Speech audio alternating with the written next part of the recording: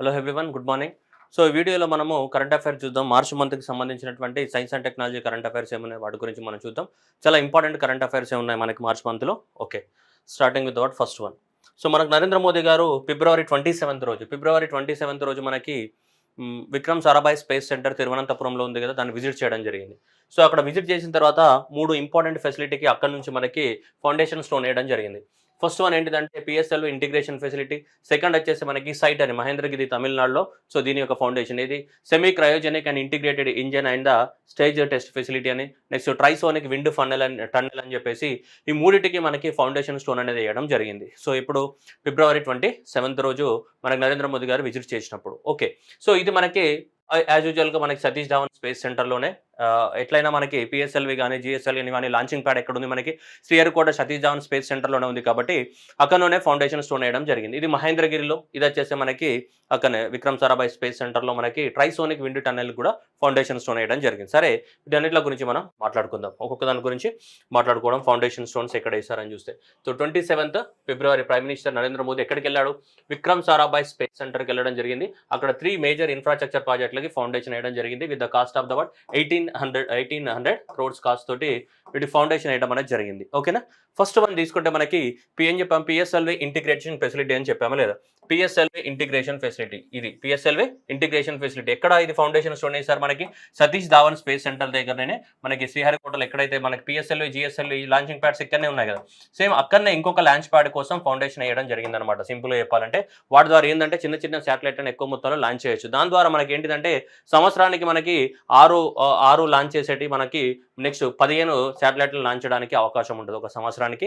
అలా మనకి అక్కడ శ్రీహరికోటలోనే మనకి ఫౌండేషన్ వేయడం జరిగింది. Which will facilitate the launch of the చిన్న చిన్న స్మాల్ శాటిలైట్ లాంచ్ వెహికల్స్ ఉంటాయి కదా, ఆ చిన్న చిన్న శాటిలైట్ని లాంచ్ చేయడానికి కోసము ఇంకొక లాంచ్ ప్యాడ్ కోసం అనమాట. దానికి పిఎస్ఎల్వి ఇంటిగ్రేషన్ ఫెసిలిటీస్ని మనకి ఫౌండేషన్ స్టోన్ వేయడం జరిగింది. అది ఫస్ట్ వన్. రెండవది ఇది ఎక్కడ వేసారని అడుగుతాడు. ఇది అడుగుతాడు, ప్లేస్ కంపల్సరీ అడుగుతాడు ఎగ్జామినేషన్లో. చూడండి ఏమన్నాడు? Semi cryogenics integrated engine and stage test will. అంటే క్రయోజెనిక్ ఇంజన్స్ని తయారు చేయాలి. ఆ క్రయోజెనిక్ ఇంజన్స్ ఏం చేయాలి? మనకి వాటిని టెస్ట్ చేయాలన్నమాట. దానికి సంబంధించింది అనమాట. క్రయోజెనిక్ ఇంజన్ ఫ్యూల్స్ తయారు చేయడం, వాటికి టెస్ట్కి సంబంధించిన ఫెసిలిటీ ఉంటుంది కదా, దాన్ని ఎక్కడ మనకి Mahendragiri. So Mahendragiri Tirunelveli district of the తమిళనాడులో దీనికి ఫౌండేషన్ స్టోన్ వేయడం జరిగింది. సో నెక్స్ట్ రాబోతుంది అనమాట కొత్తది ఇస్రో యొక్క ఏంటిది. సో ఇది క్రయోజెనిక్ ఇంజన్. అసలు అక్కడ ఏముంది? మనకి ఇస్రో యొక్క ప్రొపల్షన్ కాంప్లెక్స్ ఉంది. ఇస్రో ప్రొపల్షన్ కాంప్లెక్స్ ఆల్రెడీ ఉంది ఇక్కడ మహేంద్రగిరిలో. అక్కడ మహేంద్రగిరిలో ఉన్నటువంటి ఇస్రో ప్రొపల్షన్ కాంప్లెక్స్లోనే దీనికి ఫౌండేషన్ స్టోన్ వేయడం జరిగింది. దేనికి? Semi cryogenic integrated engine and test ఫెసిలిటీస్కి మనకి వేయడం జరిగింది. దీని ద్వారా మనకి 2000 kN ఇట్లాంటి ఫెసిలిటీ ఉన్నటువంటి, అంటే అంత కెపాసిటీ ఉన్నటువంటి క్రయోజెనిక్ ఇంజన్స్ ఏం చేయొచ్చు? మనం టెస్టింగ్ చేయడానికి అవకాశం కల్పించబడుతుంది. ఇది సెకండ్, ఇది ఫౌండేషన్ స్టోన్ వేసాడు. మొత్తం 3 కదా, ఒకటి పిఎస్ఎల్వి ఇంటిగ్రేటెడ్ ఫెసిలిటీకి, రెండోది క్రయోజెనిక్ ఇంజన్ టెస్టింగ్ సెంటర్ మహేంద్రగిరిలో, మూడోది వచ్చేస్తే మనకి విండ్ టన్నెల్. విండ్ టన్నెల్ అంటే మనకి హైపర్సోనిక్ విండ్ టన్నెల్ అని చెప్తున్నాం. ఏమన్నా హైపర్సోనిక్ విండ్ టన్నెల్కి మనకి, సో హైపర్సోనిక్ విండ్ టన్నెల్స్ అనేటివి చూసుకుంటే ఇక్కడ ఏముంది? మనకి ట్రైసోనిక్ విండ్ టన్నెల్ ఉంది. ట్రైసోనిక్ అంటే ట్రై అంటే 3 కదా, అంటే ఇది లెస్ దాన్ సౌండ్ స్పీడ్ తోటి. ఫస్ట్ విండ్ టన్నెల్ అంటే చెప్పాలి. విండ్ టన్నెల్ అంటే, టన్నెల్ అంటే తెలుసు కదా, ఇలా పెద్ద టన్నెల్ ఉంటుంది అనమాట. సో ఇలా టన్నెల్, ఈ టన్నెల్లో ఏం చేస్తారంటే మనకి వెహికల్స్ యొక్క స్పీడ్ని కానీ, సో వాటి యొక్క అక్యురసీని కానీ అట్లాంటివన్నిటిని కూడా టెస్ట్ చేస్తూ ఉంటారు అనమాట మనకి. సో కాబట్టి సో ఇలా టెస్టింగ్ ఫెసిలిటీ అనమాట ఇది. టెస్ట్ ఫెసిలిటీ అంటే ఎలాంటి, సో మనకి ఏరోడైనమిక్ క్యారెక్టర్స్ అనేది దీంట్లో క్రియేట్ చేసి, అండ్ వాటి యొక్క స్పీడ్ని కానీ, వాటి యొక్క ప్రెషర్ ఎట్లా తట్టుకుంటాయి, టెంపరేచర్ ఎట్లా తట్టుకుంటాయి, సో అవన్నీ కూడా దీంట్లో టెస్ట్ చేయడం జరుగుతుంది అనమాట. ఇక్కడ ట్రైసోనిక్ విండ్ టన్నెల్ అని చెప్తున్నాడు. ఏమన్నాడు? ట్రైసోనిక్ విండ్ టన్నెల్ అని చెప్తున్నాడు. అంటే సౌండ్ కన్నా లెస్ దాన్ స్పీడ్ తోటి వెళ్ళేటివి, ఈక్వల్ టు సౌండ్ స్పీడ్ వెళ్ళేటివి, and more than sound speed తోటి వెళ్ళేటివి అన్ని కూడా టెస్ట్ చేయాలి. సౌండ్ స్పీడ్ ఎంత ఉంటుంది మనకి? 330 meters/second కదా. సో 330 meters/second కన్నా స్పీడ్ తోటి వెళ్ళేటి, 330 meters అంటే సౌండ్కి ఈక్వల్గా వెళ్ళేటి, సౌండ్ కన్నా లెస్ దాన్ స్పీడ్ తోటి వెళ్ళేటి, సౌండ్ కన్నా హై స్పీడ్ తోటి వెళ్ళే అన్నిటిని కూడా ఏం చేయొచ్చు? మనం టెస్ట్ చేయొచ్చు అనమాట దేంట్లో. సో ఇవి మన ఈ wind టన్నెల్లో.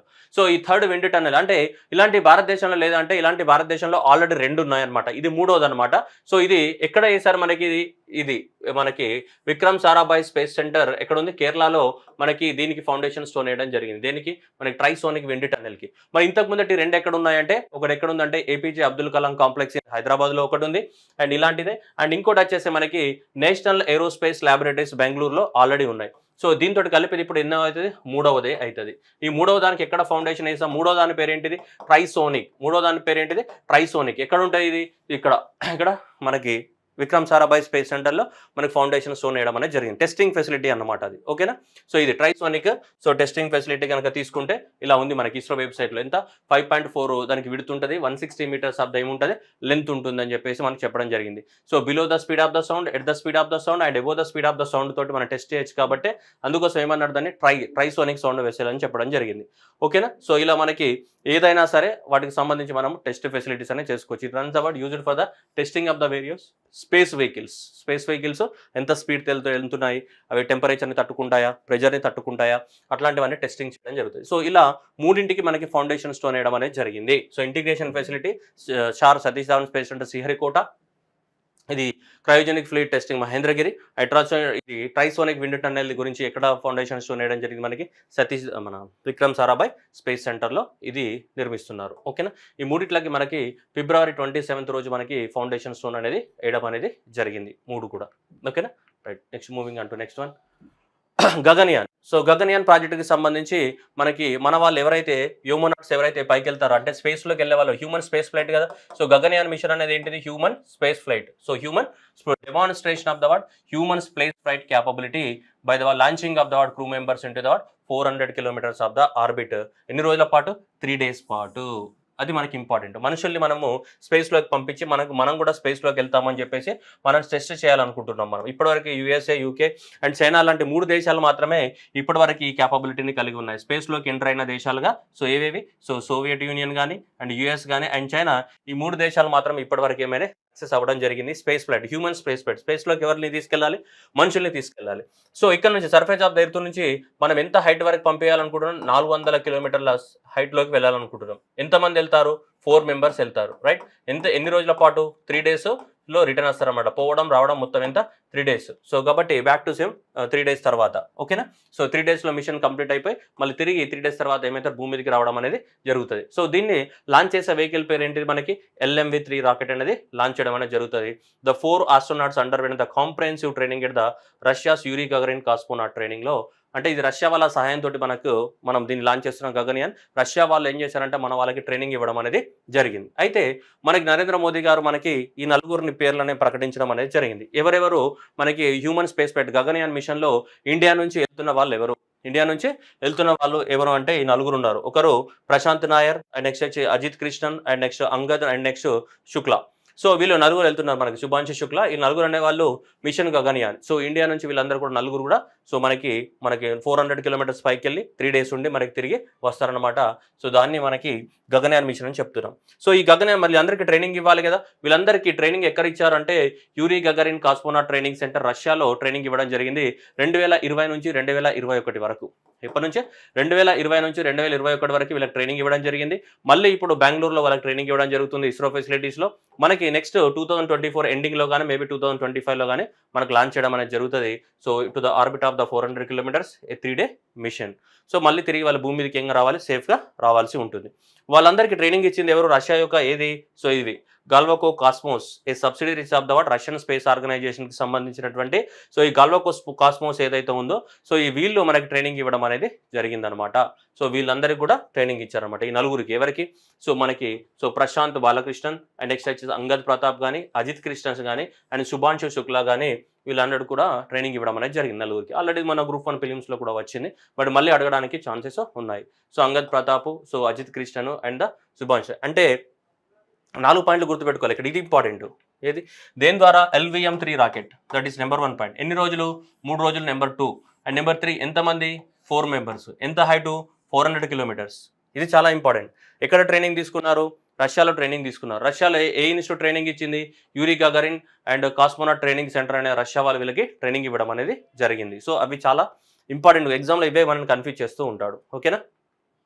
Next, ISRO successfully conducted the what Pushpak. So that is the reusable launch vehicle for the landing experiment అని చెప్తున్నాడు. సో దీన్ని RLV-LXC-02 అన్నాడు. అంటే ఇదే RLV అంటే reusable. So reusable launching vehicle reusable launching vehicle experiment 2 అన్నాడు. అంటే ఏంటిది, అంతకుముందు ఎక్స్పెరిమెంట్ 1 కూడా కండక్ట్ చేశారు. దీని ఫుల్ ఫామ్ ఇది, మీరు షార్ట్ కట్లో రాస్తే ఇదనమాట.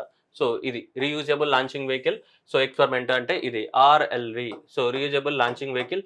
సో LEX-01 అనేది 2023లో టెస్ట్ చేయడం జరిగింది. 2023లో మొదటిసారి టెస్ట్ చేసాం, ఇప్పుడు రెండవసారి టెస్ట్ చేయడం జరిగింది. కాబట్టి దీన్ని ఏమంటున్నాం, 2 అని చెప్తున్నాం. అంటే దీని పేరు ఏం పెట్టి ఎక్కడ టెస్ట్ చేశారు, ఇది ఇంపార్టెంట్. ఎక్కడ, చిత్రదుర్గ మనకి కర్ణాటకలో టెస్ట్ చేయడం జరిగింది. దీని పేరు ఏమని పెట్టారు, పుష్పక్. ఏ రోజు టెస్ట్ చేశారు, 22 మార్చి రోజు మనకి టెస్ట్ చేయడం జరిగింది. ఏంటి, పుష్పక్ని. అయితే ఈ రీయూజబుల్ లాంచింగ్ వెహికల్ అంటే ఏంటిది, మామూలుగా మనము ఇట్లా శాటిలైట్ లాంచ్ చేసేటప్పుడు మనం ఏం వాడతాం, రాకెట్స్ వాడతామా లేదు. ఇలా రాకెట్ స్టేజ్ 1, రాకెట్ స్టేజ్ 2 ఇలా ఉంటాయి కదా రాకెట్స్. ఈ రాకెట్స్ అనేది ఏం తీసుకెళ్తాయి మనకి పైకి, శాటిలైట్లను తీసుకెళ్తాయి లేదా. శాటిలైట్లను తీసుకెళ్ళిన తర్వాత మనకి మళ్ళీ రాకెట్స్ ఏమైతే అమ్మాయి, శాటిలైట్ అన్ని తీసుకెళ్తాం కదా. శాటిలైట్ తీసుకెళ్ళిన తర్వాత ఈ శాటిలైట్ పైకి వెళ్ళిపోతుంది, ఆర్బిట్లోకి ఎంట్రీ అవుతుంది. మరి ఈ రాకెట్ ఏమవుతుంది, రాకెట్ అంతా ఏమైతే వేస్ట్ అయిపోతుంది. రాకెట్ ఏమైతే తిరిగి వచ్చి వాటర్లో పడిపోతుంది కింద. అవునా, శాటిలైట్ని వదిలేసి వాటర్ వచ్చి ఈ రాకెట్ వచ్చి కింద వాటర్లో పడిపోతుంది మనకి. కాబట్టి రాకెట్ అంతా ఏమవుతుంది, వేస్ట్ అవుతుంది. కాబట్టి ఇట్లాంటి వేస్ట్ అవ్వకూడదు. బట్ ఏం చేయాలి, మళ్ళీ రెండవసారి కూడా యూజ్ చేయడానికి అవకాశం ఉండాలి. సో ఇలాంటివి మనకి స్పేస్ ఎక్స్, ఫాల్కన్ ఎక్స్ వాళ్ళు, సో ఫాల్కన్ 9 రాకెట్ అట్లాంటివి ఉన్నాయి కానీ మన దేశంలో లేవు. మనం కూడా దీన్ని తయారు చేసుకోవాలి. ఏంటిది, రీయూజబుల్ లాంచింగ్ వెహికల్స్. అంటే ఒకసారి శాటిలైట్ లాంచింగ్ చేసిన తర్వాత రెండవసారి కూడా మళ్ళీ లాంచ్ చేసుకోవడానికి ఉపయోగపడాలి. అది రెండవసారి ఉపయోగపడాలి అంటే అది సేఫ్గా తిరిగి రావాలి భూమి మీదకి, అంతే కదా. సేఫ్గా ల్యాండింగ్ అవ్వాలి ఈ రాకెట్ ఏదైతే ఉందో సేఫ్గా ల్యాండ్ అయితే మళ్ళీ నెక్స్ట్ టైం కూడా ఏం చేయొచ్చు, మనం వాడుకోవచ్చు కదా. సో అదనమాట. సో కాబట్టి ఈ రీయూజబుల్ లాంచింగ్ వెహికల్స్ ఏవైతే ఉన్నాయో దాన్ని మనం తయారు చేసుకోవాలన్న ఉద్దేశంతో మనం టెస్టింగ్ చేస్తున్నాం అనమాట. అంటే చూడండి, ఇక్కడ చూడండి, ఇది ఏముంటుంది, ఇట్లా 4 కిలోమీటర్ రన్వే ఉంది. సో ఈ రన్వే పై నుంచి ఇది ఎక్కింది, ఇలా గాలిలోకి పోయింది, గాలిలోకి 4 కిలోమీటర్ల పైకి వెళ్ళి మళ్ళీ ఏమైంది, అది కిందికి వచ్చి మళ్ళీ సేఫ్గా ల్యాండ్ అయింది అనమాట. దాన్ని టెస్టింగ్ చేయడం జరిగింది. 2023లో టెస్ట్ చేశారు. ఇప్పుడు 2024 మార్చి 22 రోజు కూడా టెస్ట్ చేయడం జరిగింది అనమాట. అంటే గాలిలోకి పోతుంది సేఫ్గా, 4 కిలోమీటర్ల హైట్ వరకు తీసుకెళ్లారు దాన్ని, మళ్ళీ కిందికి వచ్చి అది ఆటోమేటిక్గా కింద ఏమైంది, ల్యాండ్ అయింది అనమాట. అంటే రేపటి రోజు రాకెట్లు కూడా అలానే చేయడానికి అవకాశం ఉందన్నమాట. మనకి శాటిలైట్ని వదిలేసి తిరిగి ఏమవ్వచ్చు, అవి కింద ల్యాండ్ అవ్వచ్చు. సో అలా అనమాట. సో దాని పేరు ఏం పెట్టారు మన వాళ్ళు, పుష్పక్ అని పెట్టడం జరిగింది. ఏంటిది, Pushpak. So Pushpak is nothing but reusable launching vehicle landing experiment అనమాట. ఎక్కడ జరిగింది అనేది ఇంపార్టెంట్, చిత్రదుర్గ కర్ణాటక. తొందరపడి సతీష్ ధావన్ స్పేస్ సెంటర్ అని పెట్టారు. సతీష్ ధావన్ కాదు, ఎక్కడ, ఇది ఇంపార్టెంట్, ఎక్కడ, చిత్రదుర్గ. రన్వేలో జరుగుతుంది. రన్వే అంటే ఇదే కదా, మన ఇప్పుడు మనకి ఎయిర్పోర్ట్లో బేగంపేట ఎయిర్పోర్ట్ కానీ శంషాబాద్ ఎయిర్పోర్ట్లో ఉన్న రైట్ పేట్ ఉంటుంది, ఇలానే ఎయిర్పోర్ట్లో పోయి పైకి వెళ్ళి మళ్ళీ కిందికి సేఫ్గా ల్యాండ్ అవ్వడం అనమాట. Pushpak. So Pushpak is that RLV technology demonstrate the what air space Chinook helicopter at the 4.5 kilometers of the altitude వరకు వెళ్ళింది. Okay, after releasing the distance of the 4 kilometers from the runway, Pushpak approach the runway automatically. So దానికి ఆటోమేటికల్గా approach అయ్యింది. Next అయిపోయింది కదా. So అలా మనోడు Pushpak RLV is designed as what all rocket fully reusable single stage orbit to the what vehicle. And so ఈ దీంట్లో ఈ X-34, X-33 ఇవన్నీ కూడా ఎక్స్పెరిమెంట్లు చేశారట. అవి మనకు అవసరం లేదు. బట్ జనరల్గా మనకి ఏంటిదంటే, సో ఏంటిది దీనికి అనేది మనకి అవసరం, ఇంపార్టెంట్ అనేది. ఓకేనా, right. Next poem 3 achieves award 0 debris into the re-entry apt. ఈ పోయం 3 అనేది నేను మీకు ఇప్పుడు చెప్పిన అర్థం కాదు. కాకపోతే ఇది పోయం 3 అనేది చెప్పాలి అంటే దీనికి ఆల్రెడీ చాలా బ్యాక్గ్రౌండ్ అనేది ఐడియా ఉండాలి మనకి జనరల్గా. సో ఏంటిది పోయం 3 అనేది నేను షార్ట్కట్లో చెప్తా. సో మనము తర్వాత యాప్లో పెద్ద డీటెయిల్గా ఎక్స్ప్లెయిన్ చేసుకుందాం. బట్ కరెంట్ అఫైర్స్ కాబట్టి రైట్. ఇప్పుడు మనకి ఏదైనా సరే మన శాటిలైట్ లాంచ్ చేసే రాకెట్లకి ఏముంటాయి, స్టేజ్ 1. ఓకే, తర్వాత ఏముంటుంది, స్టేజ్ 2 ఉంటుంది. తర్వాత ఏముంటుంది, స్టేజ్ 3 ఉంటుంది. తర్వాత ఏముంటుంది, స్టేజ్ 4 ఉంటుంది. జనరల్గా మనకి ఏముంటుంది, స్టేజ్ 1, స్టేజ్ 2, స్టేజ్ 3లే ఉంటాయి చాలా వరకు రాకెట్స్కి. కానీ ఇస్రో ఏం చేసిందంటే స్టేజ్ 4ని కూడా యాడ్ చేసింది అనమాట. జనరల్గా ఈ స్టేజ్ 4 ఏంటిదంటే వీటిని పోయం అని చెప్తుంటాం. ఏమంటాం, పోయం అని పేరు పెట్టారు మనకి. ఓకేనా, రైట్. ఇప్పుడు ఏం చేస్తారంటే ఈ రాకెట్ ఏదైతే ఉందో ఈ రాకెట్ అనేది సపోజ్ ఏదైనా ఒక ఇక్కడ ఆర్బిట్ ఉంది. ఓకేనా, ఇక్కడ ఆర్బిట్ ఉంది, ఈ ఆర్బిట్. ఈ రాకెట్ ఏం చేసింది, ఏదైనా ఒక శాటిలైట్ని క్యారీ చేసింది. ఓకేనా, ఏదో ఒక శాటిలైట్ని క్యారీ చేసినప్పుడు అనుకుందాం, సపోజ్ దీంట్లో ఒక లోపల ఏముంది, శాటిలైట్ ఉంది అనుకుందాం, మీకు అర్థం అవడానికి. ఈ శాటిలైట్ అనేది ఏం చేస్తుంది, ఈ ఆర్బిట్లోకి ఎంట్రీ అవుతుంది, రాకెట్ వదిలేస్తుంది. ఈ శాటిలైట్ ఏం చేస్తుంది, ఈ ఆర్బిట్లో తిరుగుతూ ఉంటుంది. అవునా, ఇప్పుడు స్టేజ్ 1 విడిపోతుంది, స్టేజ్ 2 విడిపోతుంది, అండ్ స్టేజ్ 3 విడిపోతుంది. ఇది ఒకటి సపరేట్ అయిపోతుంది. సపరేట్ అయిపోయిన తర్వాత అప్పుడు ఇది కూడా ఏం చేస్తారంటే, ఇది కూడా ఈ స్టేజ్ 4 ఏం చేస్తారంటే, ఇది కూడా ఏం చేస్తారంటే ఈ ఆర్బిట్లో తిరుగుతుంది. ఇది కూడా ఈ ఆర్బిట్లో తిరుగుతుంది. ఈ ఆర్బిట్లో తిరుగుతూ ఏం చేస్తుందంటే అక్కడ ఎక్స్పెరిమెంట్లు కండక్ట్ చేస్తుంది. ఏం చేస్తుంది, ఎక్స్పెరిమెంట్స్ కండక్ట్ చేస్తుంది. అట్లా ఇప్పటివరకు ఇస్రో అనేది మనకి 3 సార్లు టెస్ట్ చేయడం జరిగింది. అందుకే పోయం 3 మనం జనవరి 1 రోజు జనవరి 1 2024 రోజు ఏం చేసామంటే మనము PSLV 58 ద్వారా మనకి ఎక్స్పోసాట్ని లాంచ్ చేసామా లేదా? ఈ ఎక్స్పోసాట్ని లాంచ్ చేసినప్పుడు దాంతోపాటు ఈ స్టేజ్ 3లో శాటిలైట్ ఉంటుంది. స్టేజ్ 4లో ఏం పెట్టారంటే ఇక్కడ కూడా పోయం 3 అనే దాన్ని పెట్టారనమాట. అంటే అది కూడా సో ఈ స్టేజ్ 4 ఏదైతే ఉంటుందో రాకెట్ది అది ఆటోమేటిక్గా అక్కడ వెళ్ళి ఏం చేస్తుంది అంటే మనకు టెస్ట్ చేస్తూ ఉంటుంది అనమాట, మన ఎక్స్పెరిమెంట్లు చేస్తూ ఉంటుంది. సో అది పోయం 3 అనేది ఏమైందట, టెస్టులు అనేది చేయడం జరిగింది. అన్ని టెస్టులు చేసింది, తిరిగి ఏమైంది అది సో మనకి ఏం లేకుండా ఎర్త్ అట్మాస్ఫియర్లోకి ఎంట్రీ అయిందని చెప్పేసి March 21 రోజు మనకి ఇస్రో స్టేట్మెంట్ ఇచ్చింది. చూడండి, announced that the Polar Satellite Vehicle launch vehicle experimental module poem 3 experimental module అంటే స్టేజ్ 4 ఏదైతే ఉంటుందో అక్కడ పోయి so entered into the earth atmosphere with 0 debris. అంటే అది అక్కడ ఎలాంటి డెబ్రీస్ వదిలేయకుండా, ఎలాంటి పాడు పదార్థాలు, చెత్త వ్యర్థ పదార్థాలను వదిలేయకుండా తిరిగి అట్మాస్ఫియర్లోకి ఎంట్రీ అయింది. దాన్ని ఎప్పుడు లాంచ్ చేసాం మనము? జనవరి 1 రోజు లాంచ్ చేసినటువంటి ఎక్స్పోసాట్తో పాటు వెళ్ళింది. మనకి ఎప్పుడు 21 మార్చ్ మనకి తిరిగి ఎర్త్ అట్మాస్ఫియర్లోకి ఎంట్రీ అయింది అనమాట. దాదాపు 58 రోజుల తర్వాత మనకి అది వచ్చేసింది అనమాట. తిరిగి ఎక్స్పెరిమెంట్లు అన్నీ కూడా కండక్ట్ చేసేసి సో అది మనకి okay. So the POEM mission was conceptualised by the what Vikram Sarabhai space centre. అర్థమైనా? Spent on the what PS stage 4. Stage 4లో ఇప్పుడు అన్నిటికీ అట్లనే చేస్తుంది ఎక్స్పెరిమెంట్. ఏదైనా ఒకటి ఎక్స్పెరిమెంట్ చేయాలంటే ఏం చేస్తాం మనం? స్టేజ్ 1 స్టేజ్ 2లో శాటిలైట్ ఉంటుంది. శాటిలైట్ లాంచ్ అయిపోయిన తర్వాత స్టేజ్ 4 ఉంటుంది కదా, ఆ 4 కూడా ఆటోమేటిక్గా అదే ఆర్బిట్లో తిరుగుతూ ఉంటుంది. వాటి లోపల కొన్ని పేలోడ్స్ పెడతాం. పేలోడ్స్ ఆ పేలోడ్ ఏం చేస్తుంది అంటే అక్కడ ఒక 50-60 రోజులు ఉండి ఎక్స్పెరిమెంట్లు కండక్ట్ చేసి మనకి ఇన్ఫర్మేషన్ అందిస్తుంటుంది. అలాంటి మిషన్స్ ఏమంటే మనం పోయం మిషన్స్ అంటాం. అట్లా PSLV 8 ద్వారా కూడా 58 ద్వారా కూడా మనం పంపించడం జరిగింది. అది మొన్న దాని టైం పీరియడ్ అయిపోయి సో మంచిగా భూమిలోకి ఎంట్రీ అయింది అనమాట తిరిగి. నెక్స్ట్ చంద్రయాన్ 3. సో చంద్రయాన్ 1, 2 చంద్రయాన్ 2 మనకి ఆల్రెడీ 2 కూడా మనకి south pole of the moon దగ్గర లాంచ్ అయినాయి. అవునా? సౌత్ పోల్ని మనం ఎక్స్పెడిషన్ చేసాం. చంద్రయాన్ 2 లాంచింగ్ స్టేజ్ ఉంది కదా, చంద్రయాన్ 2 ఏదైతే ఉందో ఈ చంద్రయాన్ 2 లాంచింగ్ ప్యాడ్ ఏదైతే ఉందో చంద్రయాన్ 2 ఎక్కడైతే ల్యాండ్ అయిన స్పాట్ ఉందో ఆ స్పాట్ని ఏమంటామంటే తిరంగా అంటాం. ఏమంటాం? తిరంగా స్పాట్ అంటాం.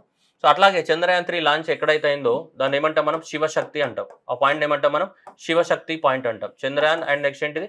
Shivashakti point. Chandrayaan point and the Shivshakti point అని చెప్తుంటాం. ఓకే, మరి ఇది ఎవరు ఇస్తారు? ఈ నామన్ క్లేచర్ అనేది మనం అనుకుంటే సరిపోద్దా? గవర్నమెంట్ ఆఫ్ ఇండియా ఇచ్చేస్తే సరిపోద్దా? ఎవరు ఇస్తారు అని అనుకుంటారు. మనకి ఎప్పుడు ల్యాండ్ అయింది మనది? 23 ఆగస్ట్ 2023 రోజు మనకి విక్రమ్ ల్యాండర్ అనేది ల్యాండ్ అయిపోయింది. అవునా? So Vikram lander. సో ఆ విక్రమ్ ల్యాండర్ ల్యాండ్ అయిన ప్లేస్ ఏమంటాం మనం? శివశక్తి పాయింట్ అని చెప్పేసి నరేంద్ర మోదీ గారు చెప్పారు. కరెక్ట్. దాన్ని ఎవరో ఒకరు అప్రూవల్ చేయాలి కదా. సో అది అప్రూవల్ ఇవ్వడం అనేది జరిగింది. ఎవరు ఇచ్చారు అప్రూవల్? దాన్ని ఓకే అని చెప్పింది ఎవరు? వీళ్ళు international astronomical unions, that is a working group of the what planetary system nomenclature ఏదైతే ఈ ఆర్గనైజేషన్ ఉందో సో ఆర్గనైజేషన్ వాళ్ళు అప్రూవ్డ్ దట్ ఇది statio Shivshakti for the landing site of the what Chandrayaan 3 Vikram lander. This approval given on the what March 19 of the 2024. So March 19, 2024 దానికి so ఇది international body కూడా దాన్ని accept చేయడం జరిగింది. అంటే వీళ్ళే నామన్ క్లేచర్ ఇచ్చేది వీళ్ళే. సో కాబట్టి ఆటోమేటిక్గా వీళ్ళు కూడా దాన్ని గవర్నమెంట్ ఆఫ్ ఇండియా ఏదైతే చెప్పిందో దాన్ని వాళ్ళు కూడా యాక్సెప్ట్ చేయడం జరిగింది. సో కాబట్టి ఏది? స్టాటియో. సో శివశక్తి పాయింట్ అనే దాన్ని యాక్సెప్ట్ చేయడం జరిగింది. ఎవరు? వీళ్ళు ఇంటర్నేషనల్ ఆస్ట్రానామికల్ యూనియన్ అనేది ఏం చేసిందని యాక్సెప్ట్ చేయడం అనేది జరిగింది. ఏ రోజు ల్యాండ్ అయింది? 23 ఆగస్ట్ 2023 రోజు మనకి ల్యాండ్ అవ్వడం అనేది జరిగింది. సో చంద్రయాన్ 2 ఏమంటాం మనం? తిరంగా పాయింట్. అండ్ దీన్ని కూడా డిక్లేర్ చేస్తాం. 23 August of the what every year will be observed as what national space డేగా అబ్జర్వ్ చేస్తామని కూడా చెప్పడం అనేది జరిగింది మనకి. ఇది 23 ఆగస్ట్ని. ఎందుకంటే ఆ రోజే మనకి ల్యాండ్ అయింది కాబట్టి దాన్నే మనకి నేషనల్ స్పేస్ డేగా చెప్పడం జరిగింది. నెక్స్ట్ దివ్యాస్త్ర. సో దివ్యాస్త్ర అనే దాన్ని నరేంద్ర మోదీ గారు దీనికి దివ్యాస్త్రాన్ని పేరు పెట్టడం జరిగింది. సో దివ్యాస్త్ర లేదా దీన్ని మనము మన లాంగ్వేజ్లో చెప్పాలంటే ఒరిజినల్గా సైన్స్ అండ్ టెక్నాలజీ లాంగ్వేజ్లో చెప్పాలంటే దీన్ని MIRV టెక్నాలజీ అని చెప్పొచ్చు. MIRV technology. ఈ MIRV టెక్నాలజీ ఏదైతే ఉందో సో ఈ MIRV టెక్నాలజీకే నరేంద్ర మోదీ గారు దీనికి ఏమన్నారు అంటే దివ్యాస్త్ర అన్నారు. ఏమన్నారు? దివ్యాస్త్ర అంటే divine weapon. Divyastra MIRV technology అంటున్నాడు. MIRV అంటే ఒకసారి టైటిల్ని అబ్జర్వ్ చేస్తే మీకు ఆటోమేటిక్గా గుర్తుంటుంది. మీరు టైటిల్ని అబ్జర్వ్ చేయ గుర్తుంటుంది. M అంటే మల్టిపుల్ ఓకేనా, ఇండిపెండెంట్లీ ఏమన్నాడు? టార్గెట్ అన్నాడు. అండ్ రీ ఎంట్రీ వెహికల్ అని చెప్తున్నాడు. అంటే చూడండి, మల్టిపుల్ ఇండిపెండెంట్ అంటే తనంతట తానే ఒకే టైంలో మల్టిపుల్ టార్గెట్స్ని హిట్ చేస్తుందని చెప్పేసి దాని మీనింగ్. అంటే మల్టిపుల్ టార్గెట్ ఎట్లా హిట్ చేస్తుంది అనేది పాయింట్ కదా. ఒక గన్ ఉందనుకో, గన్ తోటి నువ్వు కాలుస్తున్నావు అనుకో, ఒకటే పాయింట్ని హిట్ అవుతుంది. ఇది అట్లా కాదు, ఒకే గన్ తోటి మల్టిపుల్ పాయింట్స్ని హిట్ అవ్వాలి. ఒకే పాయింట్ తోటి ఒకే మిసైల్ తోటి మల్టిపుల్ ప్లేసెస్లో ఉన్నటువంటి టార్గెట్ని హిట్ అవ్వాలి. అలాంటి టెక్నాలజీ ఇది ఎంఐటీఆర్ అనేది. So multiple independent targetable re entry vehicle, దీన్నే ఎంఐఆర్ టెక్నాలజీ అంటాం. సో దీన్ని ఏపీజే అబ్దుల్ కలాం మనకి మిసైల్ కాంప్లెక్స్ టెస్ట్ ఎక్కడైతే ఒడిశాలో ఉందో అక్కడ టెస్ట్ చేయడం అనేది జరిగింది. So mission Divyastra is our first Agni five missile and కింద టెస్ట్ చేయడం అనేది జరిగింది. ఓకే, అసలు ఏందనేది దీని గురించి మాట్లాడదాం. ఫస్ట్ ఏంటిది multiple independent target reentry vehicle MYR లేదా దివ్యాస్త్ర. ఓకేనా. So 1 missile and the many war heads అని చెప్తున్నాడు. చూడండి ఇక్కడ ఇది నార్మల్ మిసైల్ ఇక్కడ చూడాలి మీరు. ఇక్కడ ఇది సింగిల్, ఇగో చూడండి ఇలా ఏముంది, సింగిల్ వార్ హెడ్ ఉంది. ఓకేనా. సో ఇక్కడ చూడండి ఇది ఎంవైవిఆర్ టెక్నాలజీ ఉన్నటువంటి మిసైల్. సో ఈ మిసైల్ అనేది దేని ద్వారా, ఇక్కడ చూడండి 1, ఓకే 2, నెక్స్ట్ ఏంటి 3, చూడండి ఇక్కడ 4 అండ్ 5, ఇలా 4 to 5 ఏమున్నాయి దీంట్లో వార్ హెడ్స్ ఉన్నాయి. 4 to 5, 6 వరకు కూడా ఉండొచ్చు. 4 to 5 వార్ హెడ్స్ ఉన్నాయి. ఇప్పుడు అంటే ఏంటిది, ఇది సింగిల్ వార్ హెడ్ని మాత్రమే క్యారీ చేస్తుంది. సో ఈ ఎంవైఆర్ టెక్నాలజీ ఏంటిది, మల్టిపుల్ మిసైల్స్ని క్యారీ చేస్తుంది. ఇది మల్టిపుల్ వార్ హెడ్స్ని క్యారీ చేస్తుంది. ఇదేంటిది మిసైల్ కదా మనకి, ఇది మిసైల్. ఏ మిసైల్ ద్వారా టెస్ట్ చేసాం మనం దీన్ని, భారతదేశంలో ఉన్నటువంటి ఏ మిసైల్, అగ్ని-5 మిసైల్. భారతదేశంలో ఉన్నటువంటి దేని ద్వారా, అగ్ని-5 మిసైల్ ఏదైతే ఉందో ఈ Agni five missile 5000 kilometres of the range ఉంటుంది కదా. సో ఈ అగ్ని-5 మిసైల్లో మనం టెస్ట్ చేసాం. ఏ టెక్నాలజీని, ఎంఐఆర్వి టెక్నాలజీని టెస్ట్ చేయడం జరిగింది. అంటే ఎంఐఆర్వి టెక్నాలజీ ఏంటిదంటే చూడండి, ఇక్కడ నుంచి మనము ఇప్పుడు ఈ అగ్ని-5 మిసైల్ని ఫైర్ చేసాం. Okay, so Agni five missile fire చేస్తే దీంట్లో ఏమున్నాయి, ఇది ట్రెడిషనల్ అయితే ఒకటే ఉంటుంది దాంట్లో వార్ హెడ్, కానీ దీంట్లో ఏమున్నాయి మల్టిపుల్ వార్ హెడ్స్ ఉన్నాయి. ఈ మల్టిపుల్ వార్ హెడ్స్ ఏమైతాయి, డైరెక్ట్గా ఇది ఒక టార్గెట్ నీట్ అవుతాయి, ఇంకో టార్గెట్ నీట్ అవుతాయి, ఇంకొక టార్గెట్ నీట్ అవుతుంది. అంటే ఎట్ ఏ టైం దేన్ని హిట్ అవుతున్నాయి, మల్టిపుల్ టార్గెట్స్ హిట్ అవుతున్నాయా లేవా, ఎందుకంటే దాంట్లో మల్టిపుల్ వార్ హెడ్స్ ఉన్నాయి. సో దాంట్లో మల్టిపుల్ వార్ హెడ్స్ ఉన్నాయి కాబట్టి ఆటోమేటిక్ ఏమైతే అది మల్టిపుల్ టార్గెట్స్ని హిట్ అవుతుంది. వీటిని మల్టిపుల్ టార్గెట్స్ని హిట్ అవుతుంది. ఇలా మల్టిపుల్ టార్గెట్స్ని హిట్ అవ్వడాన్నే మనం ఏమని చెప్తున్నామంటే ఇది ఏంటిది, multiple independently targetable and re entry vehicle అని చెప్తున్నాం. దానంతట తానే సో ఈ టార్గెట్ని హిట్ అవుతుంది. అంటే ఇది మళ్ళీ చూడండి డిఫరెంట్ స్పీడ్స్ తోటి అండ్ డిఫరెంట్ టార్గెట్స్ని హిట్ అవుతూ ఉంటుంది. సో కాబట్టి ఇదంతా కూడా ఏంటి, మనకి డిఫరెంట్ స్పీడ్స్ అండ్ నెక్స్ట్ ఏంటిది డిఫరెంట్ టార్గెట్స్ ఏవైతే ఉన్నాయో వాటికి మనకి హిట్ అవుతూ ఉంటుంది అనమాట ఇది. సో ఇలాంటి టెక్నాలజీని మనకి గవర్నమెంట్ ఆఫ్ ఇండియా ఏమని పేరు పెట్టింది, దివ్యాస్త్ర అని పేరు పెట్టింది. ఇలాంటి టెక్నాలజీ అన్ని దేశాల దగ్గర లేవు. సో దివ్యాస్త్ర అని పేరు పెట్టడం అనేది జరిగింది. దేని, ఎంఐఆర్వి. మనం అగ్ని-5 మిసైల్లో దీన్ని టెస్ట్ చేయడం అనేది జరిగింది. ఓకేనా. So Agni five missile, so it also the what single and intercontinental ballistic missile. Intercontinental ballistic missiles అంటే ఏంటి జనరల్గా, ఇంటర్ కాంటినెంటల్ బ్యాలిస్టిక్ మిసైల్స్ అంటే ఏంటి జనరల్గా 5000 కిలోమీటర్ల కన్నా ఎక్కువగా రేంజ్ ఉంటే వాటిని ఏమంటాం, ఇంటర్ కాంటినెంటల్ బ్యాలిస్టిక్ మిసైల్స్ అని చెప్తుంటాం. జనరల్గా మన అగ్ని-5 అనేది అలాంటిదే. సో ట్రెడిషనల్ దానికన్నా ఎక్కువ మొత్తంలో డిస్ట్రాక్షన్ చేస్తాయి అండ్ అగ్ని-5 ద్వారా మనం టెస్ట్ చేయడం జరిగింది. సో దాదాపు ఇవి ఏ దేశాల దగ్గర ఉన్నాయంటే యుఎస్ఏ కానీ, Russia, China and UK and France, ఈ దేశాలకు మాత్రమే ఉన్నాయి. ఈ దేశాల సరసన మన భారతదేశం కూడా చేరడానికి అవకాశం అనేది ఉంది. మనం టెస్ట్ చేయడం అనేది జరిగింది. దేని ద్వారా, ఈ ఎంఐఆర్బి టెక్నాలజీని మనం టెస్ట్ చేయడం అనేది జరిగింది. సో ఇండియా అనేది టెస్ట్ చేసింది ఎంఐఆర్బి టెక్నాలజీని. చూడండి ఇప్పుడు on March 11th of 2024 India successfully first flight test of the what indigenously developed Agni five ballistic missile by the DRDO. వాళ్ళు ఈ దాన్ని టెస్ట్ చేయడం అనేది జరిగింది మనకి. క్లియర్ కదా. సో దీని పేరు ఏంటి, మిషన్ దివ్యాస్త్ర. సో ఎగ్జామినేషన్లో రావడానికి చాలా చాలా ఇంపార్టెంట్ క్వశ్చన్. దివ్యాస్త్ర అంటే ఇక్కడ నుంచి డివైన్ వెపన్ అంటే ఒకేసారి మల్టిపుల్ టార్గెట్స్ ఏం చేస్తుంది, ఇది హిట్ చేస్తుంది అనమాట. ఓకే, ఏ మిజైల్ ఇది, సో అగ్ని-5 మిజైల్ ద్వారా మనం టెస్ట్ చేయడం అనేది జరిగింది. అగ్ని-5 మిజైల్కి ఈ క్యాపబిలిటీ ఉందన్నమాట ఇండియాలో. సో మనం ఫస్ట్ టైం దీన్ని టెస్ట్ చేసాం. అగ్ని-5 మిజైల్కి ఏ క్యాపబిలిటీ, అగ్ని-5 మిజైల్కి ఏ క్యాపబిలిటీని యాడ్ చేసాం, సో ఇది ఎంవైఆర్వి క్యాపబిలిటీని యాడ్ చేయడం అనేది జరిగింది మనం. ఓకేనా. సో ఇదనమాట India as group of the nations so that independent targeted reentry vehicles. ఓకేనా, right. Next one, ISRO get the what aviation weeks 2023-24 laureate award for the what Chandrayaan 3 success అయినందుకు గాను మనకు 2023 సంవత్సరానికి గాను ఇస్రోకి అవార్డు వచ్చింది. ఏ కేటగిరీలో, స్పేస్ కేటగిరీలో అవార్డు రావడం జరిగింది. ఎవరు ఇస్తారు ఈ అవార్డు అంటే న్యూయార్క్లో ఉన్నటువంటి organisation, that is the New York based aviation week network అనే వాళ్ళు ఈ అవార్డు ఇవ్వడం జరుగుతుంది. ఇందులో 6 కేటగిరీస్లలో అవార్డు ఇస్తారు జనరల్గా వాళ్ళు. సో బిజినెస్ ఏవియేషన్ కానీ, కమర్షియల్ కానీ, డిఫెన్స్ కానీ అండ్ ఎంఆర్ఓ మెయింటెనెన్స్ కానీ, స్పేస్ కానీ అండ్ లైఫ్ టైమ్ అచీవ్మెంట్ కానీ, దీంట్లో 6 కేటగిరీస్లలో ఈ ఏవియేషన్ స్పేస్ నెట్వర్క్ అనే వాళ్ళు అవార్డ్స్ ఇవ్వడం అనేది జరుగుతుంది ఎవ్రీ ఇయర్. సో దాంట్లో మనకి ఈ 66 లారియట్ అవార్డ్స్ ఈ సంవత్సరం ఇచ్చిన అవార్డులలో మనకి యునైటెడ్ వాషింగ్టన్ లో ఈవెంట్ జరిగింది. సో ఆ ఈవెంట్లో మనకి ISRO deputy chief of the mission మనకి అంబాసిడర్ శ్రీ ప్రియా రంగనాథన్ గారు తీసుకోవడం జరిగింది. So ISRO honored with the award Aviation Week Networks 2020 Laureates Award under the Space category for the achievement of the దేనికోసం చంద్రయాన్ 3కి సంబంధించి. ఏవియేషన్ అవార్డ్స్ అంటే ఏంటి, గాలిలోనే కదా ఇవన్నీ కూడా, ఏవైతే గాలిలో ఎగిరే వాటి యొక్క ఎక్స్పెరిమెంట్లకు సంబంధించి ఇస్తారు. అది అర్థమవుతుందా? ఎవరు, అది ఒక ఆర్గనైజేషన్ ఇది న్యూయార్క్లో ఉన్నటువంటి ఒక ఆర్గనైజేషన్, ఇది ఏవియేషన్ వీక్ నెట్వర్క్ అనేది. సో వాళ్ళు ఏవైతే గాలిలో ఎగిరే వాటికే ఇస్తారు. ఇవన్నీ కూడా గాలిలో ఎగిరేటి. చూడండి 6 major category: business aviation, commercial aviation, defence కానీ, ఎంఆర్ఓ కానీ, స్పేస్ కానీ, లైఫ్ టైమ్ అచీవ్మెంట్, ఇవన్నీ కూడా గాలిలో ఎగిరే వస్తువులకి ఎవరైతే ఎక్కువ ప్రయోగాలు చేస్తారో వాళ్ళకి ఇస్తూ ఉంటారు ఇవి అచీవ్మెంట్స్ అనేటివి. మన ఇండియాకి కూడా ఇస్రోకి రావడం జరిగింది. Next, Skyroot space technology test fired the Kalam 250 stage 2 of the what Vikram 1. Right, ఇప్పుడు విక్రమ్ 1 కలాం. ఈ విక్రమ్ 1 అనేది ఏంటిదంటే లాంచింగ్ వెహికల్. ఇది విక్రమ్ 1 అనేది ఏంటిది, లాంచింగ్ వెహికల్. మనకు పిఎస్ఎల్వి, జిఎస్ఎల్వి ఉన్నాయి కదా, పిఎస్ఎల్వి కానీ, జిఎస్ఎల్వి కానీ, ఎస్ఎస్ఎల్వి కానీ, సో ఇవన్నీ కూడా ఎవరి, ఎస్ఎస్ఎల్వి కానీ ఇవన్నీ ఎవరివి, ఇస్రోవి. అవునా? ఇవన్నీ కూడా ఇస్రో యొక్క లాంచింగ్ వెహికల్స్. లాంచింగ్ వెహికల్స్ అంటే ఏంటి, రాకెట్స్, ఇస్రో యొక్క రాకెట్స్ అనమాట. వీటిని లాంచ్ చేయడానికి కోసం మనకి, సో ఈ శాటిలైట్ లాంచ్ చేయడానికి ఉపయోగించే ఏంటి, రాకెట్సా కాదా, ఇవన్నీ కూడా పిఎస్ఎల్వి, జిఎస్ఎల్వి రాకెట్స్. అట్లాగే ఇది విక్రమ్ అనేది కూడా ఏంటిది, ఒక రాకెట్, కానీ ఇస్రోది కాదు, ప్రైవేట్ ఆర్గనైజేషన్ తయారు చేసింది. విక్రమ్ ఎస్ కానీ, ఓకేనా, Vikram S and Vikram 1 and Vikram 2 and Vikram 3 and Vikram 4 ఇవన్నీ కూడా ఏంటి అంటే రాకెట్స్ అన్నమాట. ఎవరు తయారు చేసిన రాకెట్స్, ఈ స్కై రూట్, హైదరాబాద్లో ఉన్నటువంటి స్కై రూట్ అనే ఆర్గనైజేషన్, ఇది ప్రైవేట్ ఆర్గనైజేషన్ ఇది. సో స్కై రూట్ అనేది private organisation. So headquarter ఎక్కడ ఉంది, హైదరాబాద్లో ఉంది. వీళ్ళు తయారు చేసినటువంటి ఏంటి, రాకెట్స్ అన్నమాట. ఏవి, విక్రమ్ కానీ విక్రమ్.